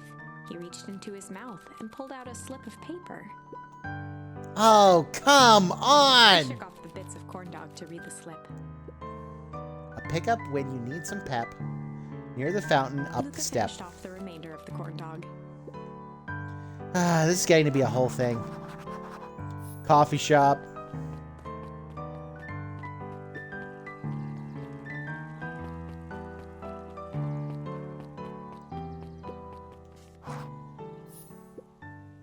There you are, Luca. There's no way I'm actually doing this. It's way below my pay grade. Oh, come on, you big stiff. Let the kids have some fun. Fine. But Rollo owes me Louis one. waved his hands around sarcastically as he began. What takes flight but has no wings? Your final task of friendship brings. See, that wasn't so hard. Ugh, I feel cheapened somehow. I think it's sweet. Good luck, Luca. Could that be the rocket that I went to before?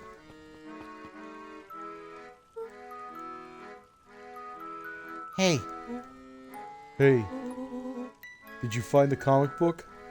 yep, And you got the corn dog? yeah. Well then, I know it doesn't make up for what I said, but here, you've earned this. Rollo sheepishly handed Luca the balloons.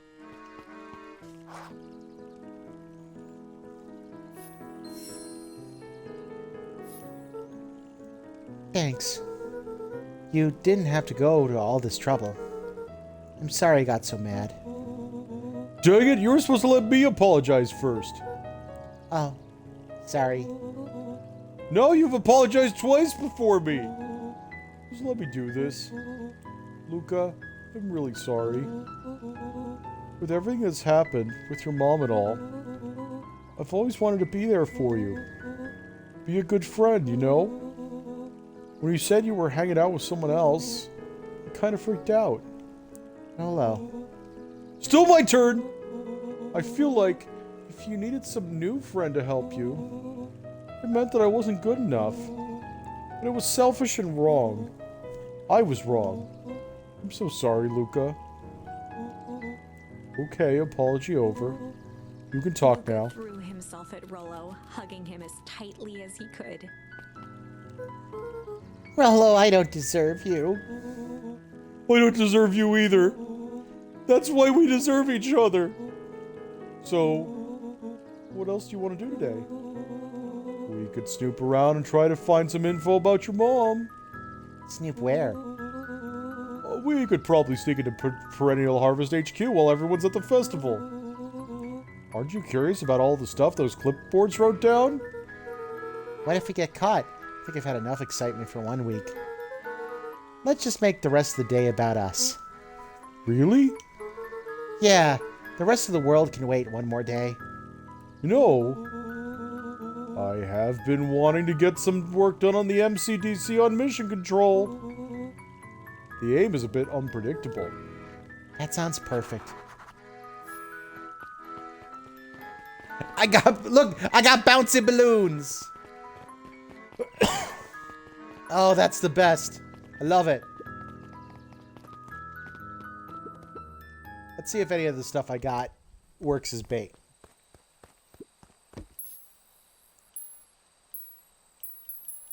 Nope. Luca wrapped a twig thumbfish.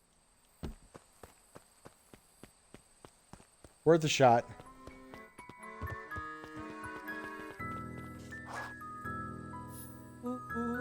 Oh, I almost forgot. I ran into your grand this morning. She asked me to give you this. Handed Luca an unopened letter. I'll wait for you inside if you want to read it now. A letter? Luca, some things are going to happen that might be difficult for you to understand. If I am honest, I hardly understand them myself. But whatever happens, I need you to know that I love you. None of this is fair to you. You have already lost so much. We both have. I wish there was a simpler way forward. But if there is, I haven't thought of it. God knows I've tried. Everything I've done, I did for you. I hope someday you can accept that. Love, Gran. I love you too, Gran. Luca folded the paper into his pocket and headed up the ladder. What's up with the letter? Anything you want to talk about? Maybe later. Sure, whatever you want.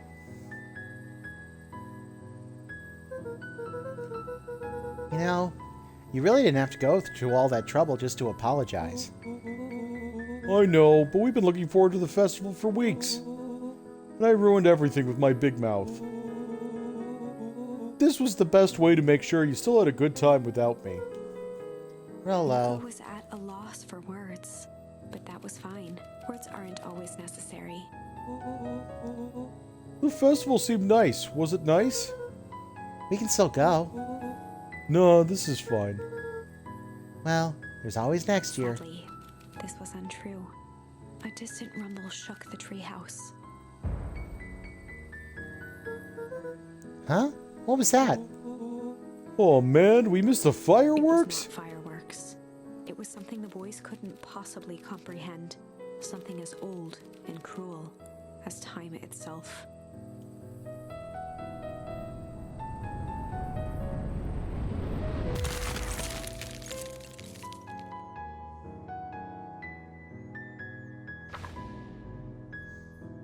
A shockwave of cold tore through the room.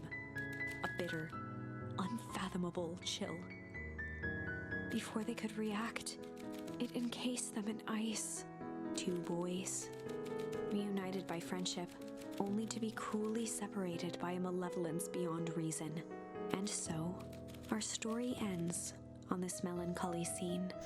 In a silent treehouse turned statuary, in a town brought low by its secrets, sits a pair of friends, alone, together, for the rest of time.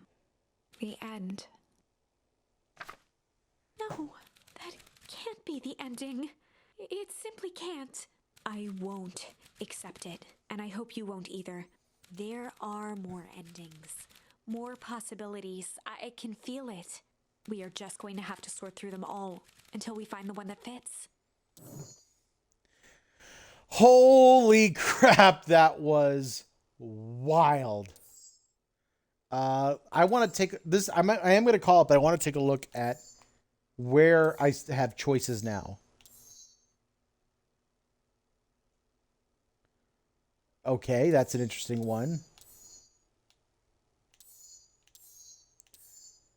There are only two places where I currently have choices, it looks like. Both in interesting places. Okay. I am going to call it there. It has saved recently. Okay, cool. This game is awesome. It is so crazy. I'm having a ball with it. I have looked it up. I may be able to finish it next session, so we'll see what happens. Next session is going to be this coming Tuesday. I normally stream on Tuesdays at 8 p.m. Eastern. I had a conflict this week, so we're doing it on Thursday, but please tune in for the second half of this on Tuesday. It's going to be completely awesome, I can tell. I have that feeling this game is wild. You can also find my work at BWHComics.com. I'm also at BWHComics on Patreon, Instagram, Twitch, and YouTube. You can also find my weeb comic, Cospain, a weeb comic about cosplaying convention craziness at cospaigncomic.com. But yeah, we're going to go ahead and call it there. Wow, this game is crazy. I can't wait to get to play it more. Thank you very much for joining me. And until next time, rock on, guys, and never stop drawing.